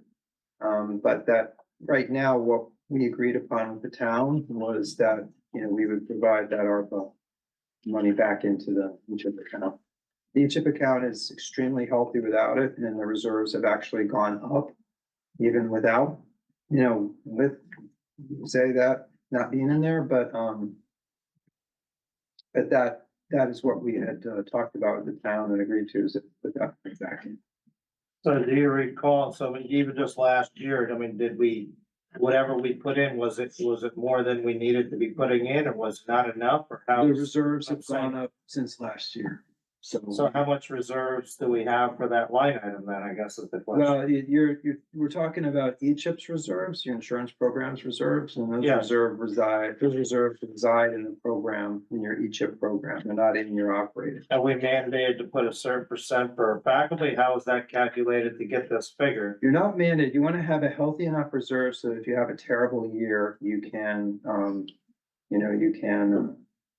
you can take from that reserve without having to raise your rates ridiculously high, right? So your reserve is in the millions right now, and it's extremely beneficial for this district. And so, what we can do in a year that's very hard is take some of it to get to a zero. And even when we have, our reserves seem to continue to grow. So it's a very healthy account. We also recently put those funds in a money market, which has a much higher interest rate. Yes. On return. You're in a consortium. So your money is your money, but you're in a consortium. And so it's a very well organized program. and you benefit highly from it. And so this year, other than that ARPA 200,000, we were able to keep that low. Otherwise, you'd have had a much higher impact. It's at 0%. Yeah, so another question is to circle with the same line item. So if we have these super healthy reserves, is there any way that we can say, save the music program for $50,000 and remove it from this line item? We make an agreement with the town as to, and we also have we have an advisor locked in. Excuse me, can you We stop? have an advisor, a company called Lockton. Okay, They generally will advise the town and us what is a reasonable amount to use for the road. And they would not advise saving, doing things like that directly. They have already advised us as to the extent to which they feel would be a reasonable use of that reserve, and we have done that. But you can go against what your advisor says, but that would take a much broader discussion. We'd have to engage the town again because it's an agreement between the town and the school side as to what you're going to do with your reserves, and that's based on what you are advised by your consultant. okay, all right. And that's a good. We did actually start getting into that a little bit in the FFC meeting. Okay. And that's something that we can delve in very deeply in the FFC because it's a lot. There's a lot to digest there. All right. And And our- thank you for that information. Sure. I think that there's a lot of other questions I was gonna ask, and so many of you, my fellow board members, put them in the portal, so I'm very kind of actually waiting until after this meeting to gather some more data and questions this here thought, but I would like to echo kind of what Jaden had said, though, that the cut of these 9 positions is very alarming to me. When I historically look back, I do want to reference this table here on page 12 of your packet here, the 5-year and 11-year averages. And we had, inflation that was just rampant for the last 2+ years ongoing, and we've only had a percentage change even during these 10-11% inflation years, a 2% increase in the Board of Education.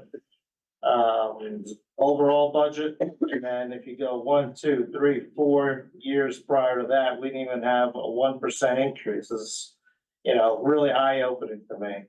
And I heard other people say, oh, you live in a town, you're like, I'll just let it up to, other people to do it. It was not really something that I particularly was involved in, so now I'm involved, that's why I kind of ran. Because, I want to kind of know what's going on, be able to make a difference and see where it could be, so I echo Jaden's kind of sentiment that I think somehow, some way, we need to make sure at least those bare minimum 9 positions, especially for the science and the music and social studies and a grade here or there that we're losing an entire teacher, somehow, some way do get put back into this budget. Just my personal opinion. So that's all I'll say for tonight. I might chime in a time or two more as the night goes, but I'll pass it on to Bill if he. We'll come back. To say. Mr. Bodie. Yeah, Dr. Willett, last board meeting, you had talked about our SAT scores. The district is 3rd highest for SAT scores and 5th highest for state accountability scores. It seems like our students are performing fairly well. Even with the minimal budget increases that we're getting every year over year. I'm wondering is there a spreadsheet that I'm not seeing or that I'm not able to get to that you might have that shows where our grades are going down or anything to that manner? Is there something out there that I can help formulate my opinion on it? So obviously for a school district, you want to try to keep your standardized scores as best as you can have for There's a lot of debate in this country whether an essay, something that allows a student to have a high SAT score actually defines a great education or not. For instance, you can't achieve a high SAT score without a music program. You can achieve a high SAT score without any social and emotional learning programs. You'll have a lot more expulsions and suspensions and kids treating each other horribly and people graduating that don't know how to self-regulate their own emotions and lose jobs, but their SAT scores will be great. SBAC, same thing. That is a one-time test taken out one time in a year, and that's why there's only 9 states, I think maybe 12. There used to be 46 states that made the SBAC their test, and now it's down to like 12 or even 9. And that's largely because any one of these kinds of measures that they use traditionally to say whether a school is great or not, that doesn't include all of the other things that a comprehensive school in the United States would prepare a student to do. And so that's why, as a superintendent, I obviously want to try to maintain your scores, and so do all the other people working for you, because we want your community to have scores that are reasonable, But music is a good example. It's a program that helps kids feel at home, that develops a skill set, that makes a great transcript for college acceptance. But it's not necessary for an SAT score. So it depends on what you value as a community and as a school, what you want to hold on to, what you want to get rid of. And that's why those scores, they matter, but they don't. And they don't matter for things like, covering some of these other important things you want kids to have under your portrait of the graduate. So, and if these scores were terrible, you would want to get rid of me. So, we're gonna, and others. So, we're gonna work hard to keep those scores, but at the same time, they're not the only thing that gives you a comprehensively successful school system with respect to getting kids into colleges and things like that. Thank you for the background on it. I submitted a question. It's BQ10. The question is, I see object number 118 has a fiscal year 22-23 actual of 918,000 and a fiscal year 23-24 budget of just under 950,000. It's about a 3.4% increase. And then for the next budget year, we have a 33% increase. And you had talked about object line 112 and 118 were combined. And that moved $263,000 over from object 112 to 118. My packet on my computer is not opening up those graphs. Can you confirm that 263,000 that went from 112 to 118 was indeed removed from 112? Sure. Let me take a look.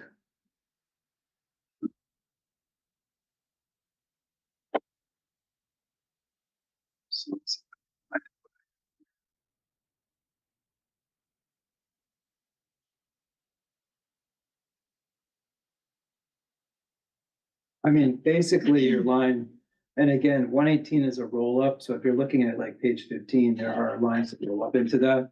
But the budget request, the adopted budget request for line 100, 2820, 1189, 182.1 in the fiscal year 24 was 0. And now in fiscal year 24-5, it's $263,204.51.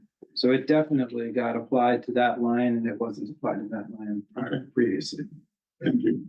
Sure, but I can also go into greater detail. You can submit another budget question to have us extrapolate something else, Sure. and we can. Page 15, to get everything on one page, is a roll-up of a series of lines, Right. So 118 might be 118, 119, and 120 or something. When I talked with the facilities director, Peter, Yeah. he was telling me how significant, I think it was it close to 60% of his budget was debt that was paying off. Is that accurate? He was probably referring to, although I'd have to talk to him directly to make sure I knew exactly what he was referring to. We're talking energy? Was that conversation on Yeah, I energy? believe he was talking about the Honeywell, because I was sitting with you. So, you know, the UISF account has us transfer our energy budget over in its entirety at the beginning of the year. And 676 or 690 of that is used to pay off debt for the geothermal systems. And that was part of the Honeywell agreement way back, that you would save enough money in your energy efficiency from the geothermal systems to help offset, you know, that payment of 600,000, 676, 690. At the time, you know, it didn't turn out to save us enough to actually offset the whole thing, but it is a unique arrangement that we are in. And that's something that if you wanted FFC to explore further at some point might be valuable. Or I know a conversation was requested between the council, you know, and the board in the past prior to this board to have a discussion about it, because that does pay off the debt service, and usually boards so that don't take on debt. So that's probably why people in the past wanted to have that conversation, is why are we still doing it that way? But the alternative would be the town bonding for the remaining amount and putting it in their capital budget. So that 600,000, if you look at about 400,000 is very roughly 1%. That's about 1.5% that is going, you know, out, that if it wasn't going out that way, potentially you could still keep in the budget. Is there any other debt that is included in this budget? Any other debt payments? Board of Eds are not allowed to hold debt. But yeah, we do. Well, so I mean, technically that was an energy, energy agreement, right? So, no, we don't really, unless you consider something like a subscription, but no, we cannot take on debt and can't bond. So that's a unique arrangement because of the Honeywell agreement that was made in the past. So I'm assuming there's policy that says we can't take on debt. I think it's law that says the board cannot take on debt. So it sounds like it needs to be a discussion with town council. This debt that we are taking on. Did it say something? Yeah. I mean, you said 1.5%, right? Yeah, and so the way that was set up originally was the Honeywell agreement as an energy agreement. Yeah. And so, technically, we pay the town our entire energy fund and they pay the debt. So technically, the town's paying the debt, but you're transferring your entire energy fund, which includes the amount of the debt that pays the debt. All plan words.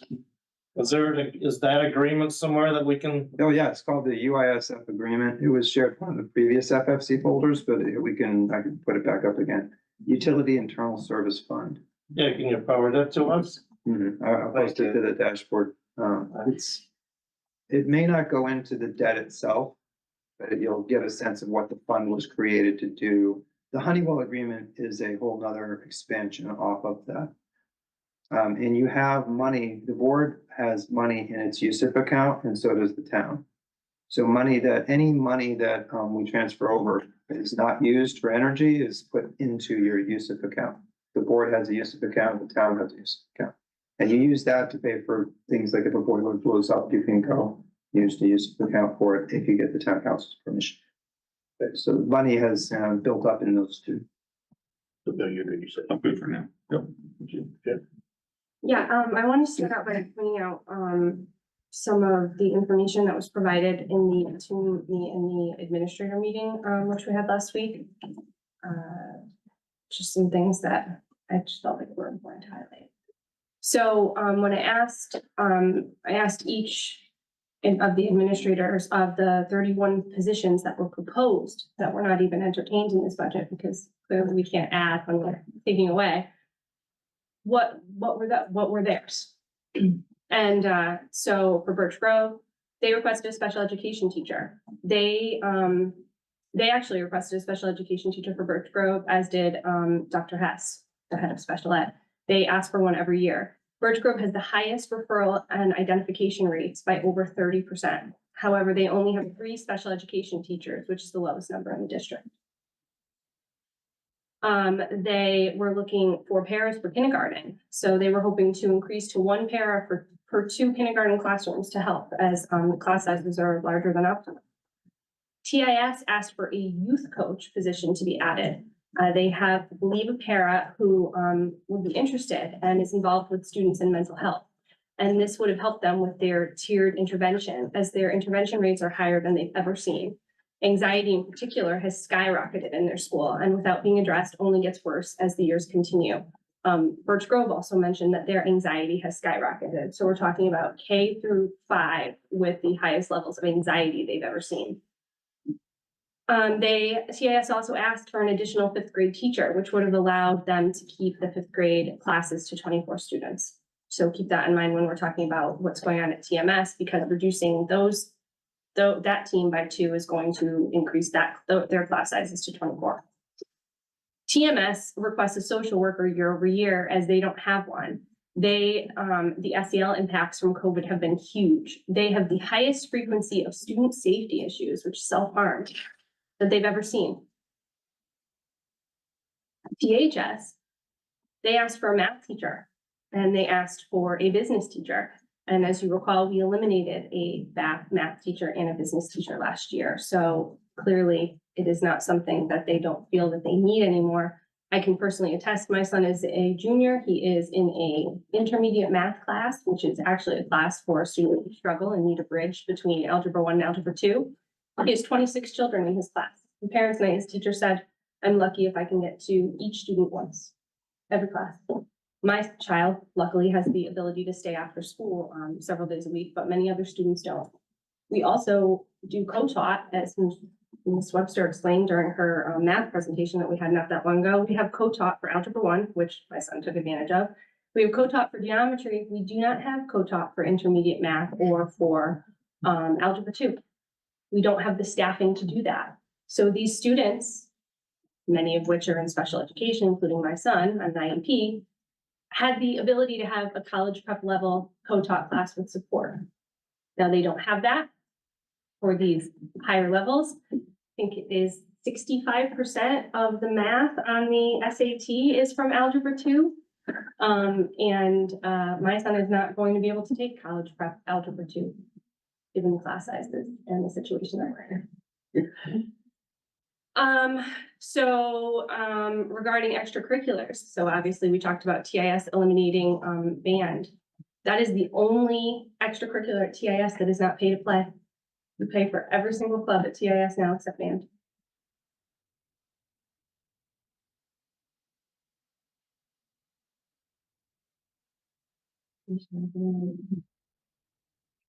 Okay, so talking about so that we understand the impact for reducing the 6th grade team down by 2, yet I believe they have 20 to 21 students now for 6th grade classes. They will have 24. We got a lot of letters from parents that said that their students are already in grade with high classes and they're seeing struggles based on that. So we'll be putting them in the same boat when they start middle school. Also, keep in mind that a lot of these teachers have K to 6 certs, but they are working in 6th grade on a certain specialty. You know, for instance, they may have been teaching language arts for 15 years.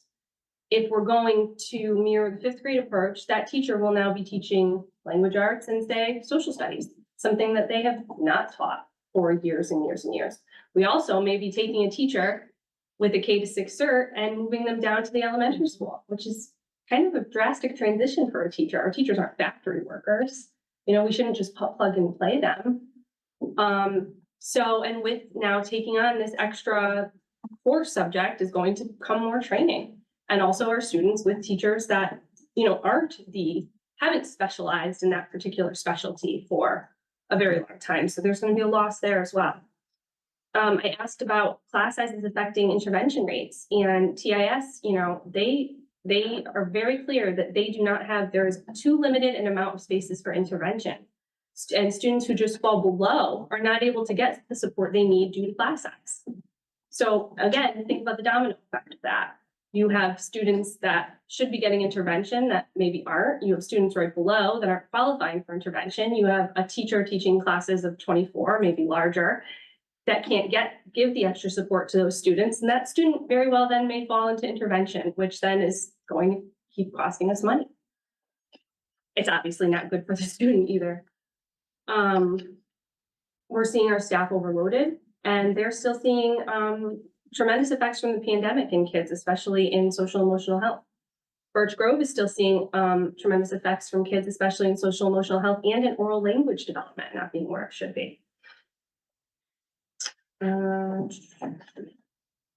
We talked about eliminating, so now we eliminated business and math last year from the high school, and this year we're talking about eliminating science, ELA, world language.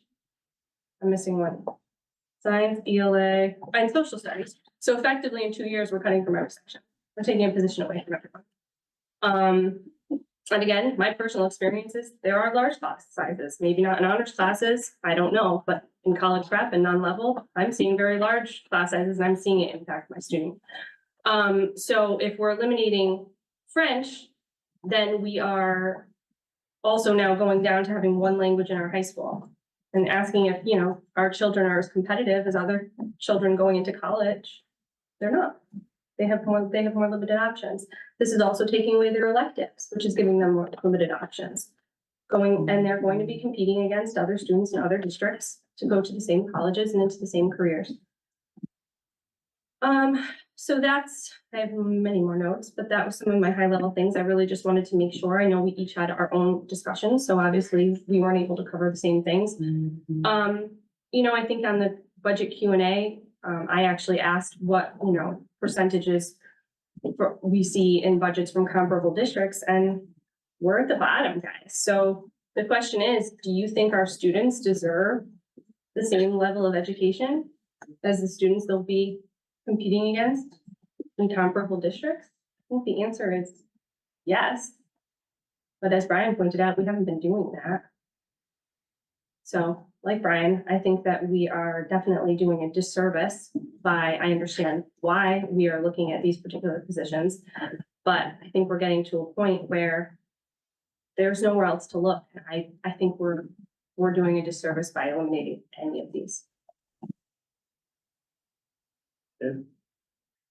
My apologies, as I had to step out. That was my son calling, so I apologize. And the rest of you. I guess, Dr. Wu, if you could,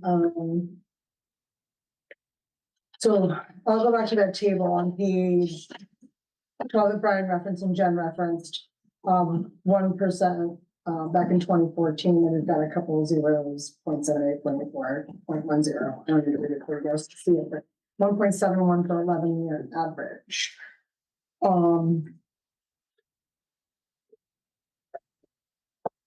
That's not, as we talk about the cost of inflation and rising costs and different things, and what's an average employee at Home Depot or Big Y or what have you, is a 2.5% increase or a 3% increase for an average employee.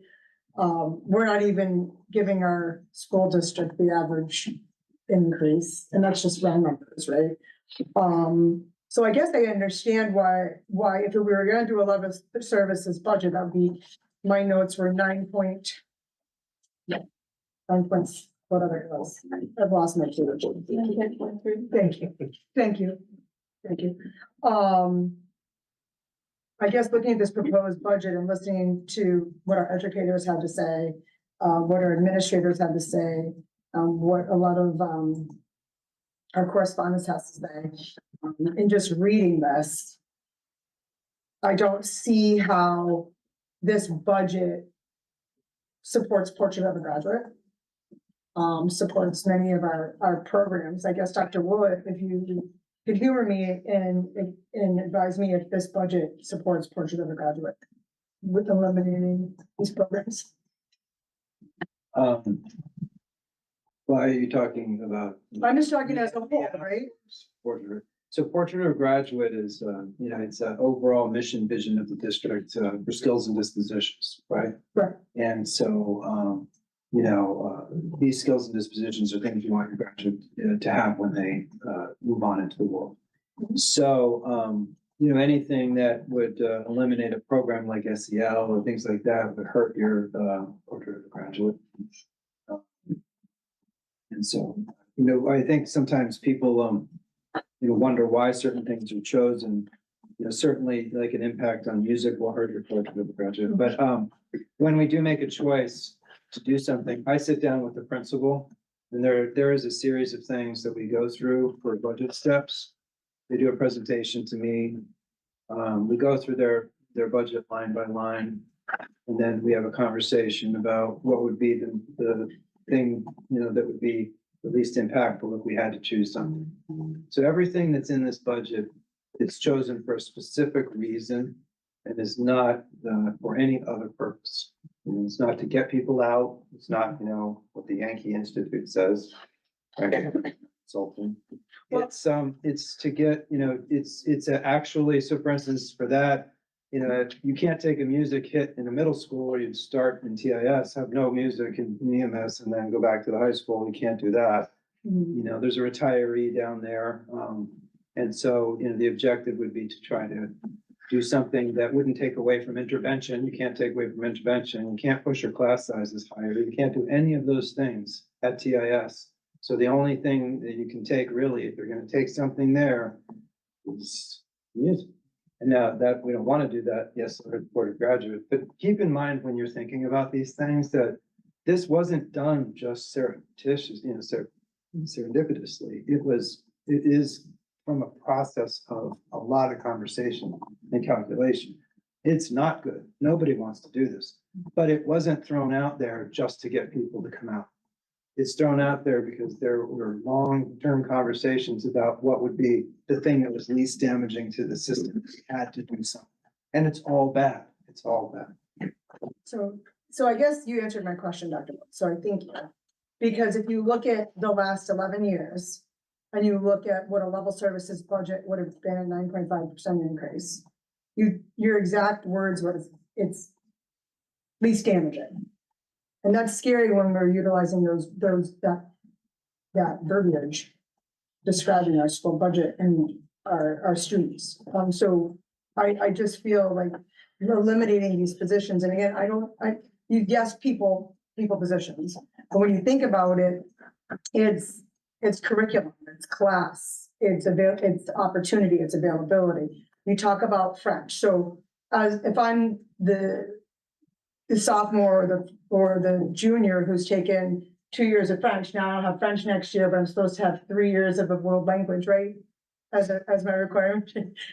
So 3 years. So now what do I do? Like, how do I have to cram in? I mean, it's almost rhetorical, right? So I guess you can't cram in, if I'm a junior, you can't cram in 3 years of Spanish to get my requirement. Well, if you're asking a question about how we would handle world language, you have French in middle school. What would probably happen if this is the path we're going down, is we would transfer, the reduction would happen in the district and we would move resources up to the high school. You would have no world language in the middle school. So we have sixth grade. You would have So French. I guess you're answering a lot of my questions because it's a snowball effect, right? It's just gonna continue to snowball down. So we Band-Aid one to fix another, is the way I see it. And honestly, it kind of leads me, it's concerning because you go to, you lose the sixth grade team that affects the fifth grade team going into sixth grade. Then you move this K through 6 credit, certified educator who's always taught sixth grade, move them to third grade. Now they have to go through PD that they haven't had for 20 years, like Jen was talking about. So it really is kind of a snowball, trickle down effect or whatever, if you will. So we're not supporting our partial degree. We're not supporting what our students need. We're just, and that leads me to my next question. If you could explain a little bit of how the budget works when it comes to swinging the pendulum. So we talk about declining enrollment. So we're dropping our budget down or what have you. And then when we have the enrollment go back up, now we have to swing our budget back up to increase with our increasing enrollment. So now it looks like we're literally taking our budget from this to this. It's evident in some of in the ARPA funds, right? Although it was fantastic, we had the ARPA funds, but now we have a swing of 204,000 that we didn't have last year. So, I mean, I would equate that to the declining enrollment talk, right? So we have that, but then your chart shows that we're going to be increasing. So then our pendulum's gonna swing a couple of years down the road with our budget, where we're gonna need to increase to offset that increased enrollment in. Am I making sense? What is your question? My question is, can you explain the swing of pendulum on the budget of what that would do? So if we have a lower, we're saying that we're decreasing this, but then when the enrollment goes up, what does our budget look like in 3 years from now? When we increase our enrollment? Yeah, Thank you for getting into my question, Tom. right. I think that you have the information necessary to see that, that you have these slight declines, but even in the 5-year range, you'll start edging back up again, mainly because of your K2, K5. So, you will be over time probably needing to put back some people because you're getting up to within a 10-year range, 2,300, 2,400, somewhere in that zone. And it'll fluctuate a little year to year. I still have to get some of that information up there, but NESDEC tends to conservatively put Tolland low. And even with that, each year, we end up being a little higher than what NESDEC projected for the year at hand. And I think they're correct, because if you recall the year, I think it was last year, or maybe the year before, they had a projection of 180 kids in K. And there were a number of people who thought, no way that'll ever happen. And I actually adjusted the enrollment report I give you to say, oh, here's a scenario if they're right. Here's a scenario if that bubble doesn't happen and it looks more like the year before. They nailed it. We ended up having 183 kids in K. And so I do think they are accurate. They use the birth rates. And so you've made your adjustment for enrollment. Certainly over the last, decade or so. When I first came here, you were at 3,000. You've made that adjustment. You've gone down by about 49 from that period of time, 49 teachers. So you made that adjustment. You're now going to be stabilizing and probably slowly adding over the next couple of years. For 10 years, really, is your trajectory for going back up. And so that'll impact our budget needs. And you'll have to reassess that as the years go by, but you can't. I would highly recommend not making massive reductions on the thought that you're making adjustments for enrollment, because you're not anymore. Well, that's where my question's coming up, because you can't make that adjustment because of the ebb and flow of the enrollment. You have a couple of years here where, the reductions that you'd be making, we're trying to make them as minimally impactful as possible, and they are done strategically. But again, I'm not saying any of them are good, And then, again, usability in the document has been fantastic, but again, I guess my last question before I end the statement is, can you kind of explain the 3,052,000 versus the 3,865,000, so the $812,911 in student transportation services increase year over year? Line 510. Yeah, I think just student transportation, you had one of the FAQs, someone had asked that question. Yeah. So you have a bid contract. It was a increase in your contract for transportation, and it was a significant increase. To the company that we currently have that we had before. Yeah. So why such a huge increase? Well, transportation is going up in general. You had a bidding process, and that ended with, this the company that you have now, and the company, was the single bidder.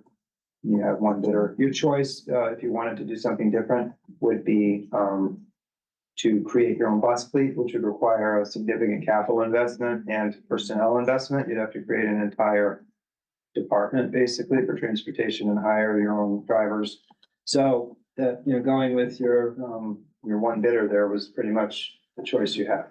So our one bidder was also the person we had the opportunity to extend at a lower dollar figure, correct? The first pre-bid, sometimes at the end of a contract, they'll offer, the company you're with will offer you something to continue the contract. We chose not to go that way at the time. Which has left us with an $812,000, 813. Yeah, I mean, you're gonna get a transportation increase anyway, but your increase is a little higher because of the, how it panned out. A little or a lot. Well, you have, I provided that information in the FAQ doc, so you have a higher percent now than you might have otherwise. I will say this just to give, first student kudos. When I went to them and I asked them, after the bid process, we knew they were the only bidder, they changed, they spread that out a little more for us at my request. They did not have to do that. So if you look at the FAQ answer there, and it's also to the public as well, the public can see it. They were our only bidder, but when I went to them, and they would have no reason otherwise, they were the only bidder. They allowed us to spread that out a little more rather than taking a 13% hit the first year, or 11.88 the first year. So I appreciated that. So they have helped us out, but it is a higher percent than what was originally offered prior to that process. No, I saw it in the Q&A, I wanted to. I just want to elaborate. tell everybody where you're, if you want them to see it or you're interested. All right, and then at this point, like, I'm gonna reiterate what multiple people have said this evening, that I currently can't support it in this capacity. Very much. I have a lot of thoughts on this. And I have a lot of questions still to ask.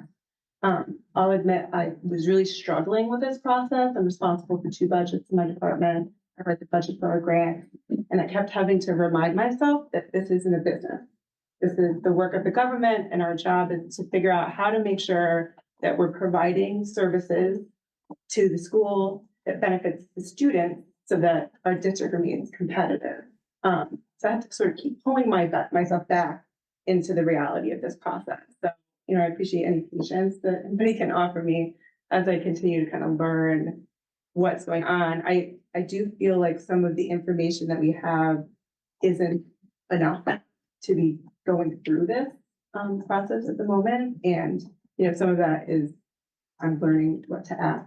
Still things like when we're looking at this budget that talks about the percent change, it's the percent change from what? Was this from a level service budget that it's, 1% increase? How close to a level service budget was it when this happened? So some of these numbers just sort of float around meaning nothing to me. So I have more questions and I will ask them. Well, definitely. So everyone that. A level service is about 2.5 to 3%. Okay, no matter what, that's pretty much Typically, standardly. that is what it has traditionally been, is about that. I have made some projections that I'm working on right now for a longer term thing for us, but you're generally looking in this district, that's about where you're at, maybe a little bit higher if you want to do a full, want to project out, like a series of years, then you might be a little higher than 3%. Great. So, my daughter's a sophomore at THS and she's a high performing student. So I don't have a lot of concerns where she's concerned. And I think that, the impacts of passing a budget that looks like this, she won't feel them. But all the kids who are TMS are gonna feel them, the kids who are at TIS are gonna feel them. I think that if we pass a budget that looks like this, we end up with kids that are underserved. Our district starts to look like the adults in it don't really care that much about what education actually provides to the community, right? It enhances all of our lives to have well-educated children. It impacts our property values, right? At the end of the day, if we don't have a high-performing district, it's something like 35% of people who look at homes is the school district good among their, things. So why would they choose to come live in Tolland if we can't compete with everybody else? My daughter, despite, let's say she was in middle school, she's still, coming up to the high school and she's graduating. With her high GPA, can she compete with somebody from another town with a lower GPA even? I just don't think that we want to be putting our kids in these positions. And everybody in this room is here for a reason. We're intelligent people. I think we can do a lot better than that. So that would be the only thing I would say. And then I did have a question about the accreditation, because I know what happened in Hartford. I'm not, is this something we should be concerned about? NEASC will look at, how well the district is supporting students, things like that. They are in their first kind of flyover in March, and they'll look at what's going on in the district like they do any other. Then they'll give us recommendations for addressing things that they think might be an issue. And we have a couple of years before their major visit in 2026, where we would want to make sure we got done whatever they were highlighting as an issue. And then after that, when the whole thing is over, they revisit your progress in year 1, 3, and 6. So right now, they're going to be doing their initial kind of visit in March, and we'll probably hear more from them at that point. But they will, they'll look at things like how well we're supporting programs and intervention and learning supports and culture. So they would see this sort of trajectory of, downhill trajectory of course offerings for kids in this town. They'll probably have some comments to make. Not allowed about the situation, but yes. It just sort of feels like, if the school system was a ship, if we keep taking pieces off of the outside of the ship thing. So, I don't know, I can't, as Dana said, I can't get on board with cutting this many positions, especially when we look at 31 positions that were needed, that the professionals in this town told us they needed to give our kids the education they deserve. And in particular, the middle school. Again, just looking at the fact that it was a social worker and a student support specialist was among the list. These are kids that had an entirely different experience because of COVID, right? And they're having different mental health, behavioral health, emotional wellness issues that needs to be addressed. We want it to be cut before it's, slices for them. That's all. Thank you. Randy? Randy? Hi. So I think I might be maybe a little bit in a different camp, but I just wanted to read what Dr. Willett said about this. He said, while this budget contains significant reductions, it maintains the overall integrity of the personnel resources vital for the quality education of the children. This budget represents a responsible and reasonable request of the Tolland community in supporting learning needs. He also went on to say that student performance is highly competitive. We have the 3rd highest SAT scores and the 5th highest accountability services. So I am not in agreement with this sort of panic over cutting some of these positions. The music position, I'm a little shaky on because I don't think I want to see that go. But this, I believe, is in response to the enrollment and how the classes move through the school. So the reason I believe that, certain positions are being cut is because that class that's going into that next grade is less students than the prior one. Yes, you do end up moving teachers around and that type of a thing. But I am going to go with what Dr. Willett said, that it's supportive of a highly quality education, just like we have now, and the students will continue to excel. I believe, I don't want to be 100% sure, but I believe this year we have 2,220 students. And next year, according to the documents that we were provided, we will have 2,178 students.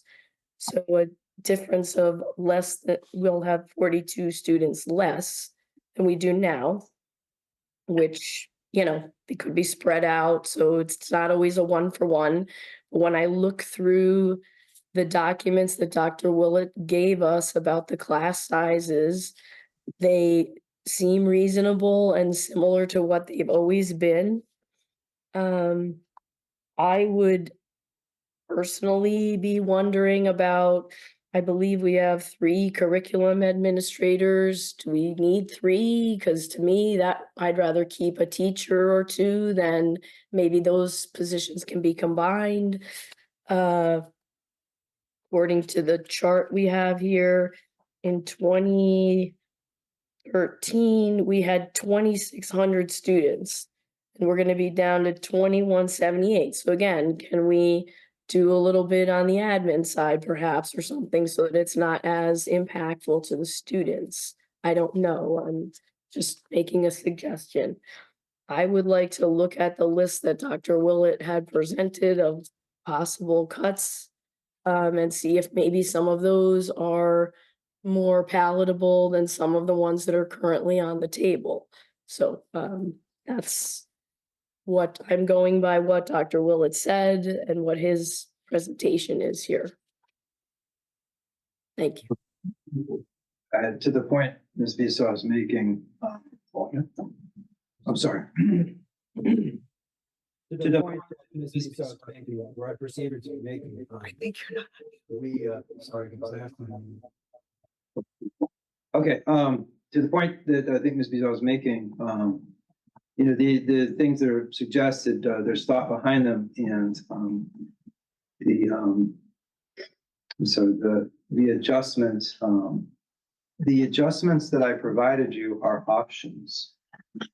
You can use those as options to decide whether you want to remove one of the positions that are there or maybe, consider one of those other options. And I continue to look at those. So what you were provided as options is something you can work with. It's just you have to make a determination as to whether you want to or not. Right now, I think, we have about 1%, 1.14% in options.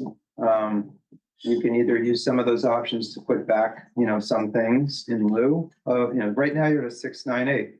If you took all those options, you could be at a 584 or something, right? Or you could stay around a 6 something and keep some of these positions. It's up to you.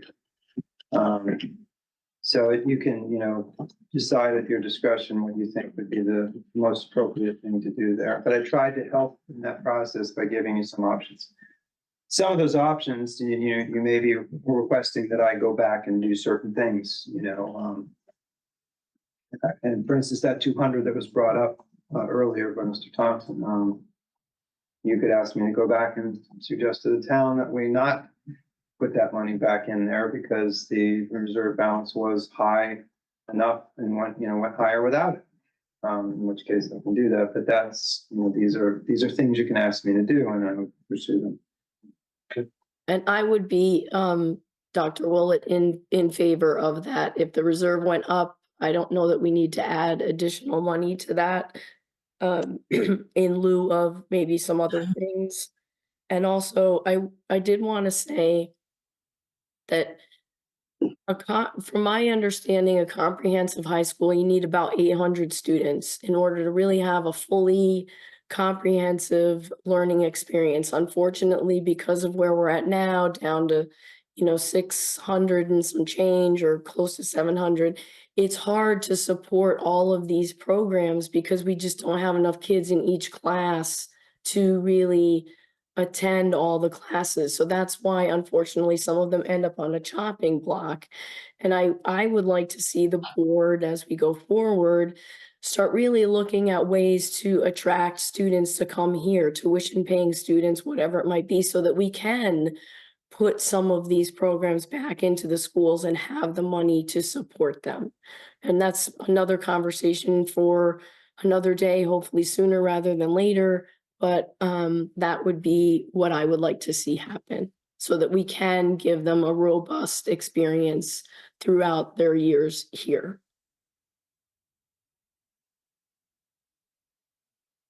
I brought it up in a couple of places where I do and have explored those options. I do have something to talk about with FFC when the time comes that FFC wants to talk about it. I have reached out to other superintendents in other districts, and there may be some districts interested in having a partnership with Tolland and sending kids to Tolland instead of having a high school themselves. Yeah, I think that would be great. So thank you for that, Dr. Willett. And I know you and I talked about it several years ago, so great to hear that we're maybe gonna be able to move forward a little bit. To the supervisor piece, if you do want me to. So it's, those supervisors, they absorb, evaluations, write grants, the right to read grant, the waiver, all the things that we do. We have three of them. Well, three curriculum supervisors. And, you know, in this district, in a district generally our size, I might have a little bit, you know, more support in getting some of these things done. I really can't do what's necessary here if I don't have these admins. They fulfill so many roles and take on so many evals. As a superintendent, I evaluate 24 people myself. Most of my colleagues evaluate 6. So as it is, I'm evaluating far more than most of my colleagues. And if it weren't for these curriculum supervisors and the things they do, there's no way we could make real progress on portrait of a graduate. You know, the bridges training, math, ELA, the waivers and the right to reading act, and, you know, all the things that need to happen with science and NGSS. I just can't do more than I'm doing, and there's no one else that can do that stuff. So, and I can't take on, you know, we can't really spread valves out any more thinner than we already have them. So just going back years ago, you had, you know, you had more kids to that point, but when I first came in, you know, you had a director of social studies supervisor, and you had still ELA math and science. And you had it on a model that was nowhere near as good because you paid a teacher plus a stipend that was actually pretty much the same amount for paying these people, and they could do no evals. We've become more efficient. We've gone down from, you know, that 5 to 3, and all these 3, they do evals. They do like 20 plus evals each, which, you know, was not happening before. So we've actually become more efficient with our use of these individuals than we used to be. Makes sense because we needed to adjust again. We have made the adjustment for enrollment because we had 5 and we have 3, but you know, honestly, I don't know what I'll do. I just don't have any more time in the day to be able to pick up what these individuals are doing. And as it is, social studies, I'm not able to do that the way I want to. It's clear that, you know, I'm trying to help the best I can, but so that's my concern about that is I don't know how you would pick up the work that they do, and they do a lot of work. I can give you the job descriptions and post that if somebody wants to ask that question. Ask it, I mean, just to help you remember, and I'll post it to the FAQ, you know, and I'll, you know, put that in there so you can see everything that they do. All right, Rainey? Yes, I'm good. That's it for now. Good night, ladies. Before you leave, anything you wanted to throw in? I don't want to. Yeah, sure. This is a really difficult thing to hear, being in the school. And I know it's not an easy thing to talk about when you're not in the school, when you're on the board. But as someone who will feel the effects of this very severely, I would say, it doesn't feel good. Doesn't feel right. I think that this kind of budget is unsustainable, impractical, illogical. Illogical. I think that, you know, I think that it's failure to think about all of the students, how it affects all of the students, is shown by everyone that was here today. Not only the music programs, the language programs, just all the programs that are affected. It's not going to look pretty, and there's going to be major backlash. And I think that it really will create a snowball effect that will have devastating impacts on our school in the future, near and far. So, especially with the language program, because I've taken French for like 5 years, but I didn't take it this year because it's my junior year and I wanted to have easy extracurriculars. So what's going to happen if we take it away? Am I just have to do Spanish 1 next year? Am I not going to be able to continue it? Because French is like especially important to me because I come from French lineage and it's a way for me to connect with my family. And I feel like if we take that away from people, it's just not, it's just like, why would we take that away from someone? So, yeah, that's all I have to say. Thank you. Thank you. Thank you. Good night. All right, so I've got a couple, just one question, I ruled it, I think. And going back, keying in on what you were saying earlier, as far as, focusing just on the standardized tests, don't necessarily tell the whole story. But what I'm trying to figure out as I look through here, and the public comments have been absolutely wonderful in doing that, but is how do I see, looking at the last 10, 11 years, and we've had that what we call less than level of increases, and looking in your narrative there, I still see that we're, highly competitive. We've still got an incredibly high graduation rate. You're saying a wide variety of programs and services available to our students. Where do I see that impact has happened? Well,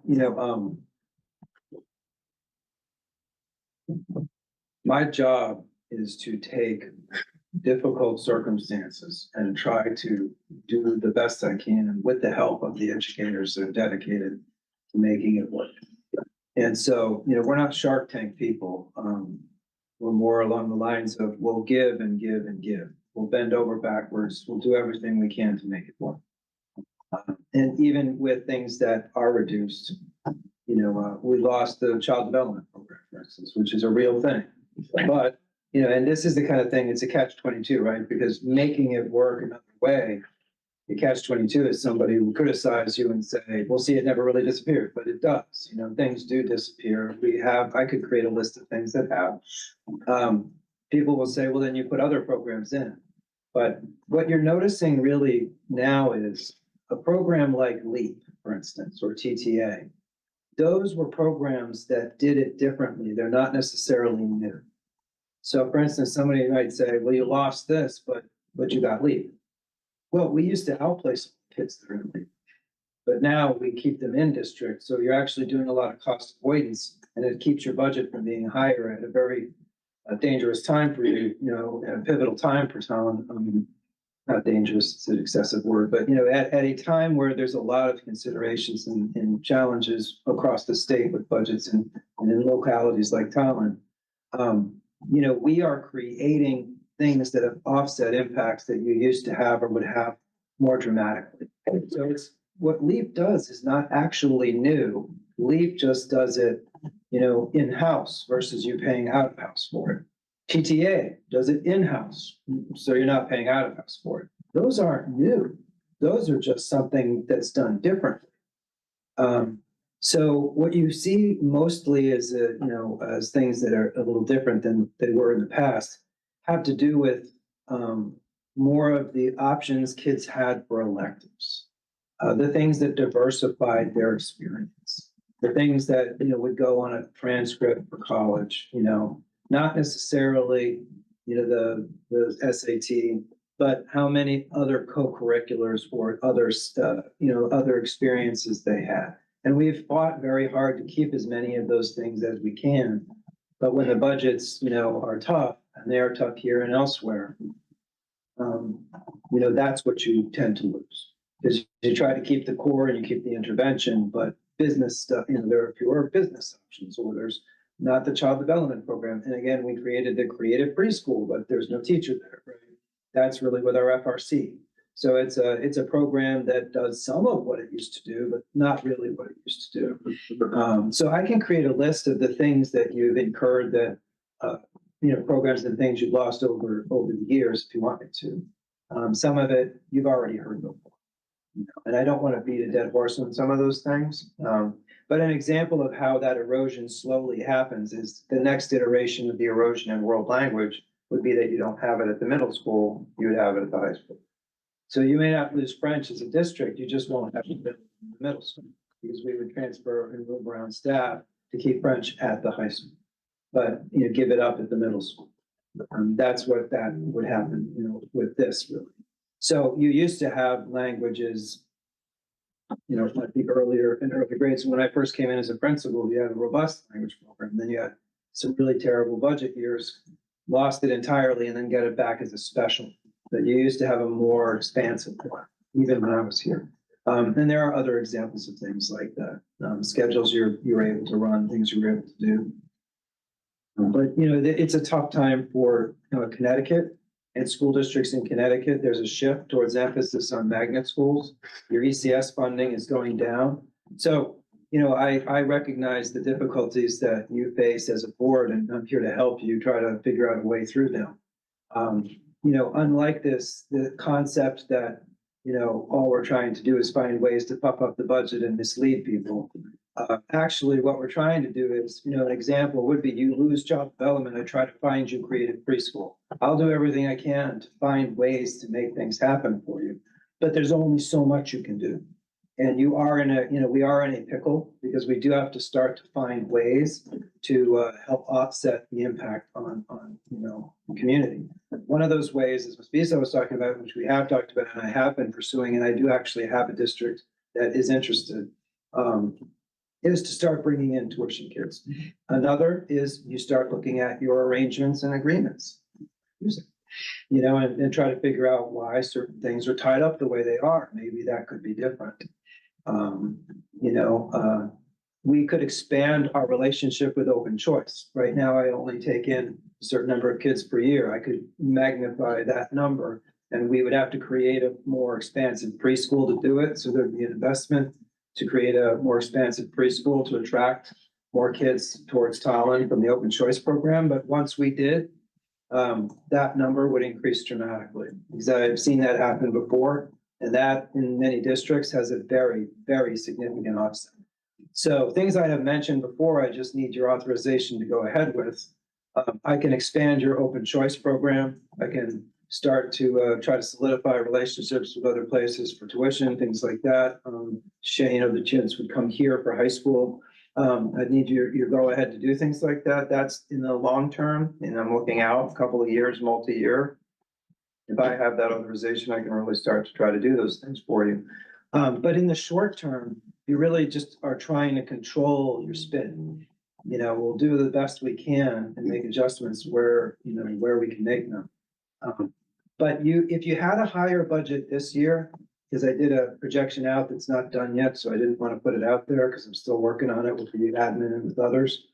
But if you had a little bit higher, because you actually, Mr. Bodie, had a conversation with me, so I looked into it a little bit more.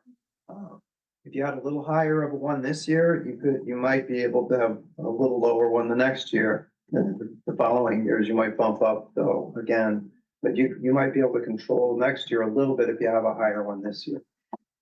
You know, that is what I see in a multi-year plan right now. If you make the investment, it'll make some of the future issues a little less, and you could have a little bit lower next year. So in the 2.9. So if you did a 6 something, you know, if you did the 6.98 or worked with what I gave you for some adjustments, you could have a little bit lower next year of a 2.9 and still maintain pretty much where you. Okay.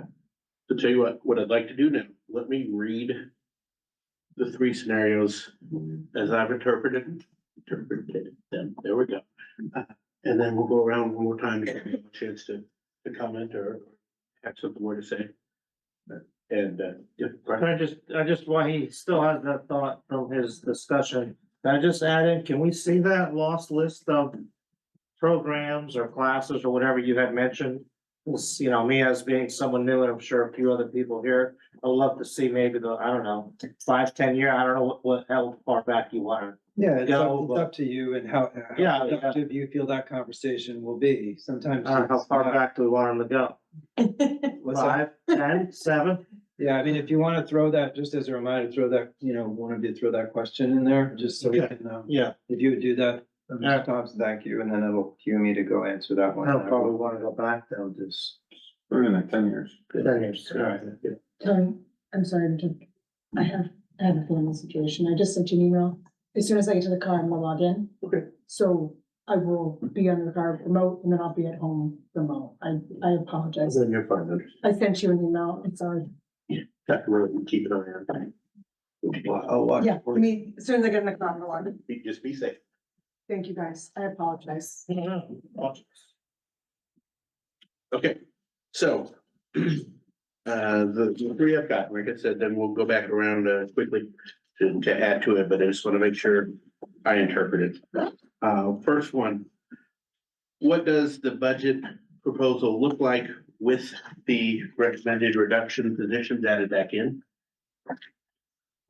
Number two, what does the level services, I believe Dr. Willie said 9.46% budget look like? And number three, on the backside, what does a 4% budget? What I think, especially with that last one, is comparison.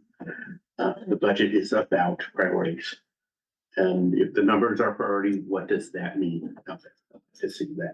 Could you repeat one again? One, yeah. What does the current budget proposal look like with these reduced positions back then?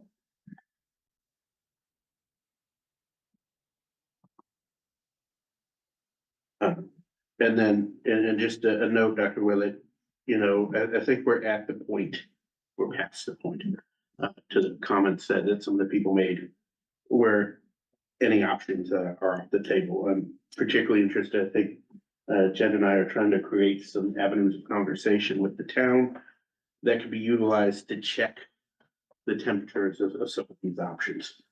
So if this fund, the fund is an option, then let's put that on the table. Let's see what that actually means and how feasible it can be to help our numbers. I think what we've done in previous years in the efforts of making our numbers look good is we kicked the can down the road and we're seeing the fruits of that now. I'm hesitant to continue kicking it down the road, but I am intrigued to see that if there are changes to the way we're doing business, i.e. talks with the town that need to happen, that could help. And let's do those kind of things. So, that being said, again, let me go back around and just get your thoughts on those and anything else you want to. Jamie? Yeah, I just want to respond to something, and I can't remember who was speaking about it, that, you know, while it's not ideal, they're making it work in the buildings. Two different administrators, when I went around with Katie last Wednesday and spoke with them in their rooms, two of them mentioned getting creative until you can't. And so that's directly from the educators now. And so when we talk about, you know, they're making it work, we're not in the buildings. And the people who are in the buildings, who are in charge of a team of 70+ people, are telling us directly, you can't get creative. You can get creative until you can't. And that's number one. Number two, same topic. There's a lot of social impacts to students. And the trend that we're currently on provides no comfort for job security. And so when these types of things are mentioned, the only thing that I can think of being in their shoes, and I could never put myself in their shoes, is again, the competitive districts that surround us. Could they get a better job elsewhere? And are they going to get a better job elsewhere if we continue on the trend and the trajectory that we're on right now? And so, and by the way, and I hate to even put this idea out there, that includes, I feel like, superintendent. Are we going to get to a point where, again, there's a concern for job security? And I feel like we've already reached that with specifically the two administrators that we talked to last week. So that's number one. I just wanted to clear the air on that. Now, in regards to my question, since November, and again, this comes from the walkthroughs we did last week with the administrators and whatnot. 5 high school teachers have been denied training, and this is another Q&A question that I threw in there last night. That would sort of enhance their ability to teach, obviously, at their highest level. What is the average cost? And I'm not sure if I'm asking this question right, so work with me here, please. Sorry. What is the average cost for those training programs? If a teacher, Mr. Fields, for example, I know that he wanted to go to some sort of music involved training. What does the average cost look like for that? It varies greatly. So, I mean, some trainings are $295, other ones are $500, maybe $1,000. Training that has to do with literacy and reading is tens of thousands. That's, if you're looking at something like right to read programs, like we're required and we're going to be required to use the interreading program. The state requires one of 6 programs now. Interreading, 78,000. And that's materials and training. So it can range from a workshop that keeps a person's certification fresh for social work or something that would be in the range of 200 to 500 to programs you have to deliver to your staff as part of a required reading, state reading requirement. That's 70,000. So, materials and training. So it's a tough question to answer, Jerry. We are not giving, I'm not letting people get training right now because we've frozen the budget. Right. So the people that you might have heard from now got PD rejected because I'm not letting anything go through until, I'm letting only things go through that would mean that a person would lose certification or, for instance, PMT, certain kind of training, we have to have that training, physical management training, safety cares training. If you're going to do a restraint, with a child, you trained how to do it in a way that doesn't hurt them and all that, you have to have that training. So that's not something I could say, no, we're not gonna do that, can't do that. So unless there was something like that, I've been rejecting the PD requests because we're in a budget freeze and I told you how tight we were this year because of transportation contract and other things. So that's why they're being rejected. And so I'll answer that in the FAQ there. But it ranges 200 to thousands. So I guess my next question would be, there were, I believe the number that was in, I really can't remember off the top of my head, but I believe there was 35 staff members have been approved for training, specifically at the high school, I want to say. I want to say Mr. Tolland was not talking about the middle school or intermediate school or Birch Grove. This line item, at least PD, I believe the line item for PD increases by, I think it's something like $86,000, something along those lines. And so I'm having trouble if there's 40, 35 plus 5, 40 times 3, 40 times 4, 4 schools, 160 staff members. I can't imagine the 5 just at the high school were rejected for, 10 programs that were tens of thousands of dollars, not all 5. Do you know off the top of your head which programs those 5 were aiming to go? I don't know which 5 we're kind of talking about. I can go back and see the last 5 people that, are you saying got approved or rejected? Rejected from the high school. I mean, I've definitely rejected more than 5. So I mean, I would have to go back and look at each of those and say, what they were. I might be able to do that now if you gave me 5 minutes, but, or if you wanted me to do that now, that's good. But, that they're not gonna be in the $10,000 range because this was individual people coming up for certain PDs that they felt were useful to them as a special educator or as, something like that. But we can't do that right now because I have to be looking very carefully at where we are for budget. When you're talking about the line overall, that line probably rolls a series of things into it. And that was my next question. So co-teaching, for instance, out of EastCon, that normally costs 50,000. I reduced that by 30,000. We have 20,000 left in this budget for that. But it's an extremely important program for our achievement gap. So if you've looked at, one of the things we are challenged by is the performance of our general ed student body and our special ed group. And that is called an achievement gap between those two. The state tracks that. And one of the things the curriculum supervisors have been doing a masterful job of is working with staff with co-teaching to help address that by creating co-teaching. So you have, partnering of the teachers and groups. And it's the students that were performing at a lower level are now performing much higher because they're, getting the co-teaching groups. So I don't want that to disappear completely from the budget, for instance, because it's vital that we continue to train the teachers and create additional, what we call dyads, teachers working in co-teaching relationships, because it will affect our ability to serve that population. And we will get dinged on that accountability thing because that is one of the areas where they've said, watch out, is your differential between your general ed and special ed performers on some of those tests. So I guess I'm trying to, that would be an example of a $20,000 investment, but that's in there. I cut it down from 50 to 20. But it's that 20, we still need that to make sure we're not falling into a bigger issue, with that achievement gap. Apologize for the. Yeah, just looking at the time, I think we need a motion to go past 10 o'clock. Seconded. Any discussion? All right, hearing none. We'll go with the roll call. Jaden. Brian. Aye. Bill. Aye. Jen. Aye.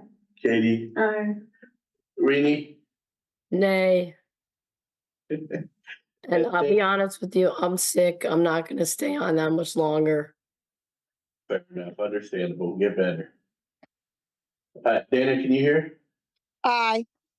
All right. So, motion passes. Thank you, Bill. Good. So I guess I could break down, I think, and again, I can't remember the exact number, $400-something thousand, whatever it ends up being. On average, how many more staff, because of the increase heading into the next year, would be able to attend whatever training that they might need in order to do their job? I mean, I think it would be roughly the same numbers this year. With an addition of $86,000. But I don't think I think you're talking about, that's a role of, right? I see, so It's not all the same thing, yeah. I mean, I want to find the question that you're at. Did I answer that one in the? Honestly, I don't know. I sent it in last night. I think, and I might be confusing it with a different one, and no problem, totally understand. But you might be referring to a line that is a roll-up. So for instance, you had a question about the legal expenses that actually went down by 10, but they look like they've gone up because they roll audit fees, SRP financials, software fees and legal fees into that audit, consultation and legal. So that's another example of how lines can roll, and that may look like it's an increase in one thing, but it may just be that there's flat rate at the other. Or just close to it, yeah. But I'd have to look at your question again to make sure that it's the one I'm thinking about. No problem. I'm trying to find. We're not doing massive increases in training here. In fact, we're actually keeping the certain things like audiological services and autism services the same roughly, because we really have to. But I did lower co-teaching, so that would be an example of that going down by 30. So most of it is not generally going up. It's either leveling or down.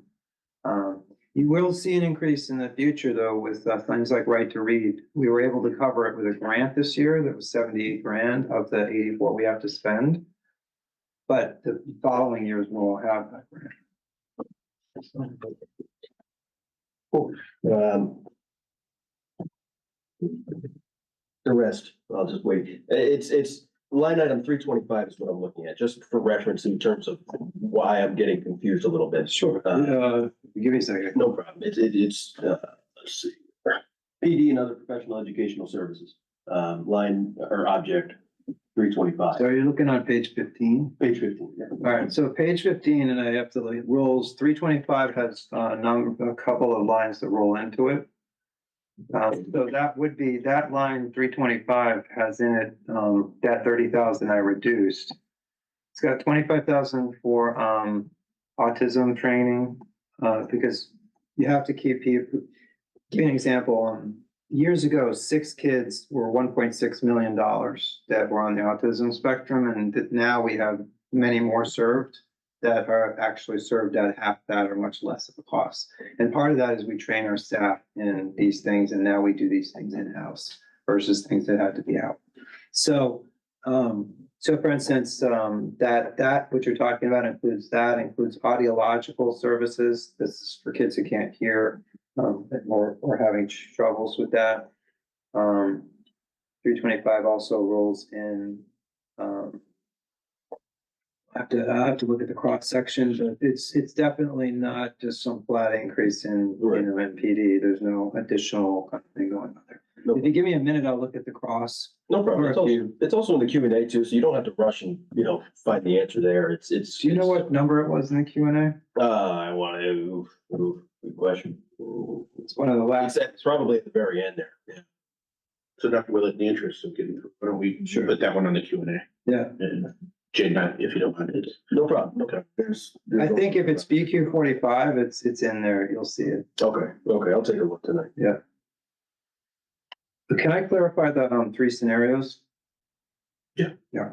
So what does the budget proposal look like with these reduced positions back in? That's one. What does the 9.43% budget look like? And what does a 4% budget look like? Again, sorry. Jen, are you done? Almost. Right.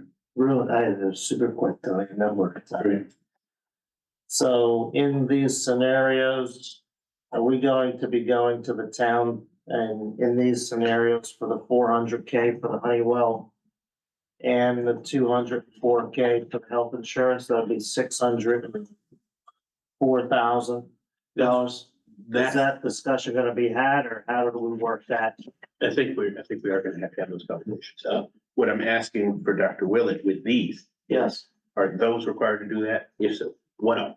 All right. What has to happen to make this budget? What does this budget? No, I just didn't know if they're included in that discussion, so. Well, I will do as you've asked and provide you the options, some of which there was a communication from me prior on some things that I might mix in there. Having said that, your use of arrangement, probably that's something that won't get worked out between now and the time you have to pass. That's the Honeywell, is that? Correct. Okay, I just don't know That's the terminology. yeah, I apologize, utility internal service fund, but even that, you're talking about the Honeywell arrangement and there's a Yes. history. So you're not gonna get that worked out between now and the 14th of February. That's a FFC and then bring it to town council, board of ed conversation for the future, but it's worth having potentially, right? Yeah. So one that you might, for this particular round, want me to do is you might tell me to go back and see if we can do something about that 200 in insurance. And that would be something in the short term between now and Yes. February that I can execute. All right, and also, Sorry, just to key in on what you're Oh, saying.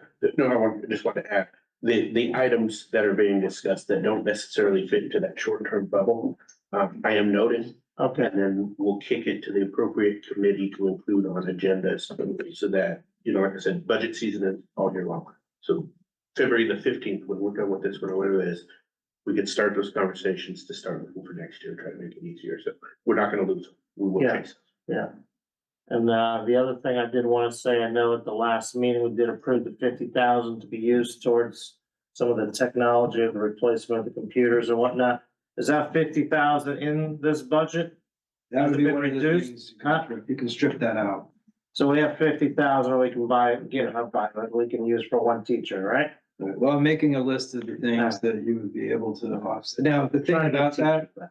keep in mind that that kind of thing is a one-time thing. Yeah, no, I understand. Whereas your employee you carry stays, right? So these are the considerations you'd be making is when you do that for an equipment thing. Yeah. That's once, you can do that once, and then the next year, Still got the same you issue. still have the same challenge, so you just have to think about.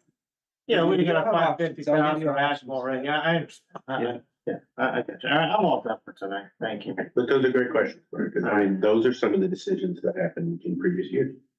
To do this, we need to take a one-time and apply it to what is a continuation and you deal with it the next year.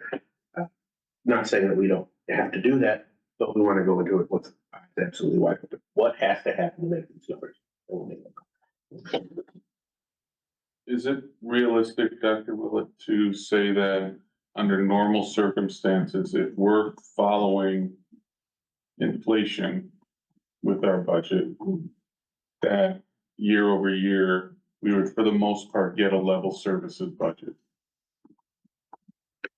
So if inflation in a year is 3%, when we raise our budget 3%, we should be pretty close to being able to have a level services budget every year. Roughly, yeah, I mean, you're, because when you look back, 2006, you're actually, from a dollar value point of view, your budget hasn't changed that much from 06 to now, or, because of inflation. If you did about that, you would be in a better place than you've been. If we had been doing 3% or so over the last 10 years, you'd be in a much different place.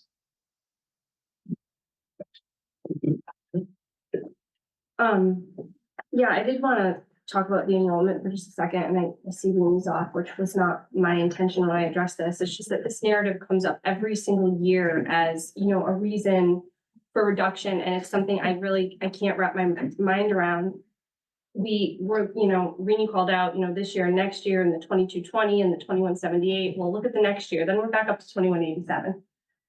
And when we look from, you know, now through 2028, we're talking a loss of 31 students. From pre-K all the way through 12. That's not a student per classroom. I don't even think that's a half a student per classroom. So it doesn't correlate with us losing the staff that we're losing. Plus, I mean, it's in the budget book and I'm not going to go searching through it, but we have gone down astronomically in teachers since, I mean, Dr. Willett, do you know that number off the top of your head? Well, 49 from 06. So, I mean, I think that that's been done. Also, we had students telling us that the class sizes are too big. We have staff telling us the class sizes are too big. We have the administrators telling us that the class sizes are too big, that we're missing students, that our intervention rates are going up because of it. We have emails telling us that the class sizes are too big. I have personal experience telling you that my son's class sizes are too big. 26 and 28 are not helping him learn, and he is on an IEP. We have data that the sixth grade currently has 20 to 21 students, and it's going to go up to 24 students. And then we're also going to ask them to teach 2 subjects that they weren't teaching before. And by the way, they also teach advanced math. They also do a co-taught because we let go of a special ed teacher for sixth grade too. And it doesn't, there's not enough staff to cover this amount of students. So I just don't understand the narrative when we're actually hearing from the horse's mouths of the parents who are literally experiencing the staff that's telling us that our class sizes are too high. And when you look at the enrollment report and the other things that Dr. Willett provided in links, like there's scientific research behind that these class sizes are too high for our children to get the best. And again, you add in the mental health epidemic and everything else, class sizes are too high. So I don't understand that narrative, and I just don't want to see it again. This year, you know, I mean, like just the discussion of it. You know, when we talk about the scenarios, you know, I love where we're all thinking, but you know, we've already talked about, you know, public schools aren't businesses. You know, we don't generate revenue. We rely on public funding, and if the town of Tolland wants an excellent school system, then we have to have the proper mechanisms in place to sustain that. Yes, of course, it needs to be a reasonable budget, but we're seeing that 1.7 over 11 years is not reasonable. As Tony said, we kicked the can down the road, and here we are, and we've got to pay the piper at some point. And we can't always come at this backwards. I don't think a lot of the discussion has been that tonight, which I think is great, you know, where we start at percentage points. I think that we really have to think about our job here as the Board of Ed is to do what's best for students. There is nothing that we're taking away that we're saying we're taking away because it's best for students. We're not talking about this program didn't work, so we want to put in a better one, or these programs are comparable, so let's be more fiscally responsible. We're talking about omitting programs and could we live without them, but not because it's best for our kids. So instead of this constant conversation and this reduction narrative every year that we go through, and then we go through with the town council of what to take away, when do we get to a point where we can talk about what to build? That's supposed to be what we're doing in here. So if we're going to ask the superintendent to run scenarios, and we talked about some great options, he mentioned a multi-year plan.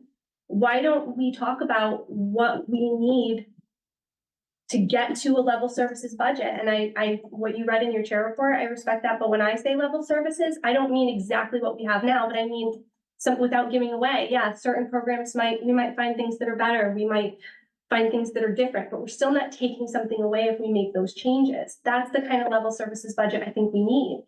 And if we can ask the town to help us get there, if we can truly partner with them like we say that we want to, and we can ask them for a little bit more, or whatever that number is, over 2 years, over 3 years, to get us to an even playing field, so that our kids now or kids in 2 years can at least feel like they're going to have the same opportunities our kids do now, then you're distracting me. I am intentional.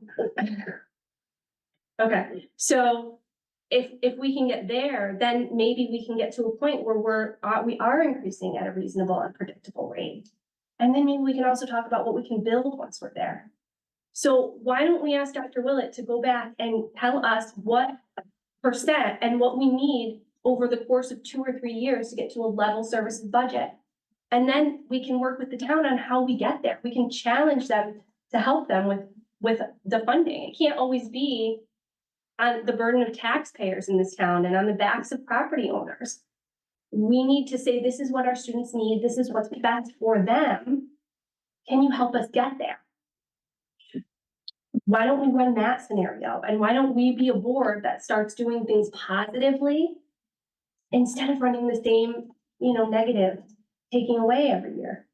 So what I was suspecting, what I was trying to get to is what does that scenario verbiage look like? And what I think I've got is what percentage is required for a multi-year plan to reach a level service? No, because the percentage might be different. Please provide us a multi-year plan that would get us to a level services budget. And I don't know how many years that would take. Dr. Willett, unfortunately. No, I don't mean that at you, but unfortunately that burden is upon him to take a look at it.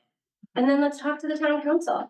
There's other funding that we haven't talked about in here too, and it's not really our purview, but there are other things that the town can look at, other funds that the town can look at to maybe help us get that little bit more for a few more years and get us to a better place. Let me ask you, am I okay to ask you a question? I don't want you to yell at. I'm trying to get the words down. Go. I think we need to add the multi-year plan to get us to a level services budget at a rate of inflation, at a reasonable rate year over year.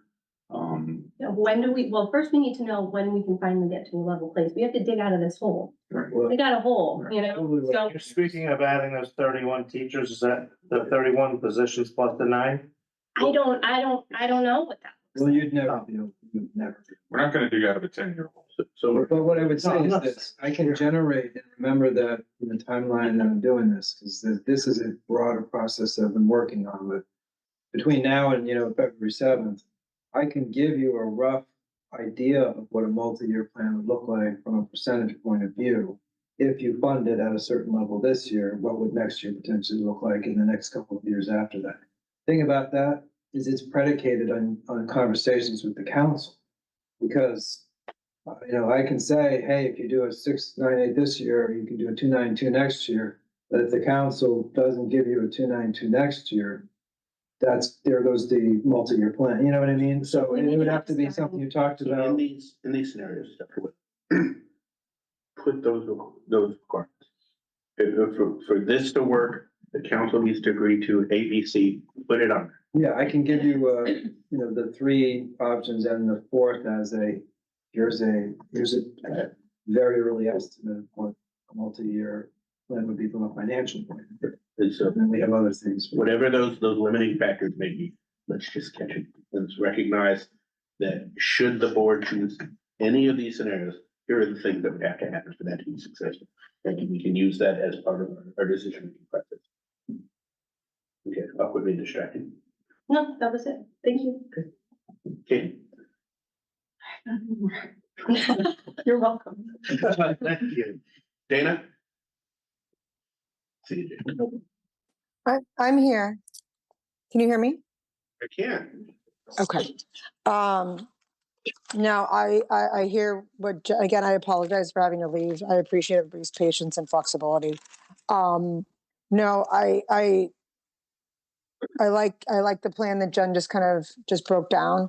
I definitely think it's something that we can get behind, and it's a good creative way for us to try to really properly fund our school district and properly support our town. So I'm on board with what we need to do to make our school a thriving unit. Yeah. But I don't have much else to add. Like, everybody's already hit the nail on the head. I think a lot of us are we're on the right path for sure. I have a few more questions that I wrote down right before I left that I'll pop in to the Q&A for Dr. Willett. That's it. All right.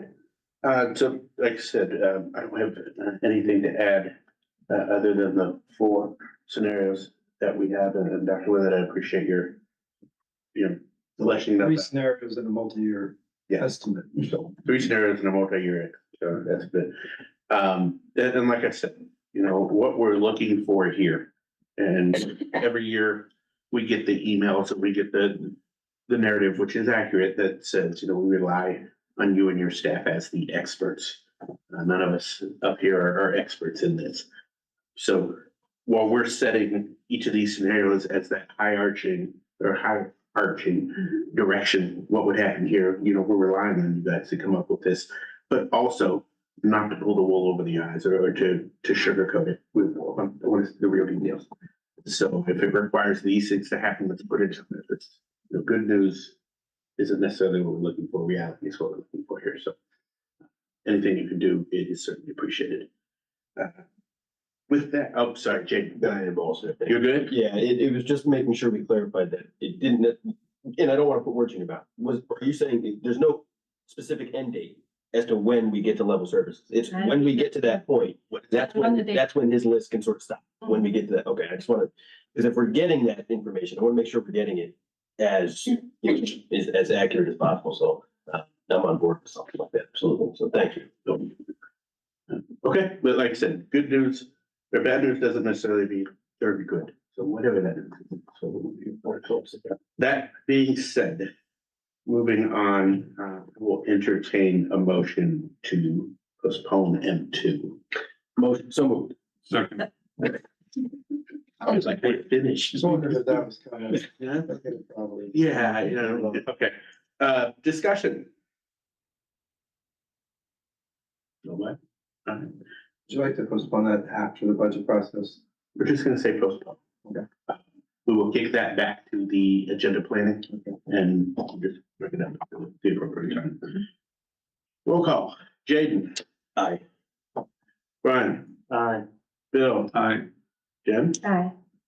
Katie. Aye. Dana. Aye. And I as well. Motion passes. Dr. Willett, we'll put that back on the agenda. All right, nothing in board action, public participation, comments must be limited to the agenda. Promise I'll be quick. Please. Karen Moran, 50 Merlot Way. Parent of 2 grads, as I said before, also spent 7 years where you are sitting now. Back in 2013 is when the Honeywell contract happened. And I would just, some observations. Please utilize your party's caucus to be informed about historical town data. It will help you immensely here at the table, and maybe have a little bit more efficient meetings. Dr. Willett's a wealth of information, obviously, because he's been here, but talk to your people. Many colleges have largely started not requiring SAT scores for admission. They want resumes. They want interest, co-curriculars, and variety. My 2023 grad had great scores, but no robust computer science program resulted in him abandoning his interest area in college. So when we talk about building, you need to be doing those things like Dr. Willett has suggested, a computer science pathway. Those are the kind of things you should be building or should have been building. These are really good conversations. I think, Ms. Galchant is on money as far as a multi-year plan, a strategic plan. We need a strategic plan for our community, to be quite honest.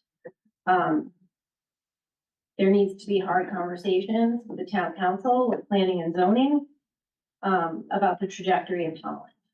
And everyone needs to be on board with the fact that our school system is one of our strongest assets in town, and is why the majority of people have moved here. You're not going to have kids tuition in with 24 to 28 class sizes and less options. Again, you need to build that back up. To use Dr. Willett's words against him, it's not fair. Thank you. Thank you. Anybody else would like to speak? right, hearing none, points of information, anybody from the board or Dr. Willett would like to speak? Oh, I just really appreciate the conversation that we had tonight. So, thank you all for that and a budget meeting that didn't feel so bad. It's late. I can't yell at that anymore. Thank you.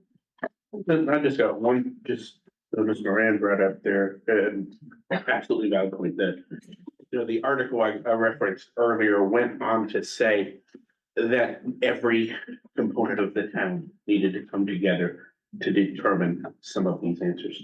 To your point, where our town goes, how our education system goes, how all that is funded, planning and zoning has a direct impact in how some of that money comes in. The council has impact in it. There's not a part of this town that does not.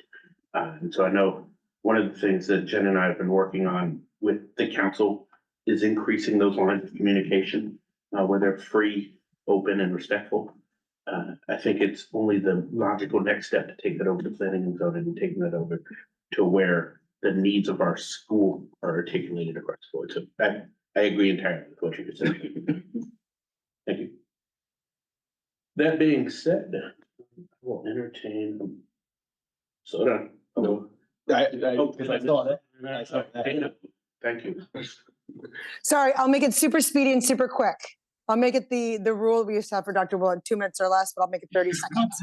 I want to reiterate what Jen said. I really appreciate the robust conversation tonight. This is probably one of the most positive budget conversations in a BOE meeting that I've had since I've been on the Board of Ed. Tony, I don't know if you would agree with me, but I feel, we've had a lot of the definition of insanity is doing the same thing over and over and over and over and over and just expecting different results. And I appreciate that we tried something different and we got creative tonight and had really good, respectful, open dialogue. So I'm appreciative of that.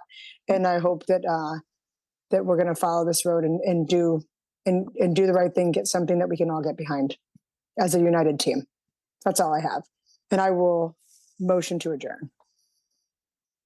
Second. All right, any discussion? Okay, hearing none. Jane. Aye. Brian. Aye. Bill. Aye. Jen. Yeah. Hi. Katie. Hi. Dana. Aye. Thank you all. Have a great evening. Be safe out there.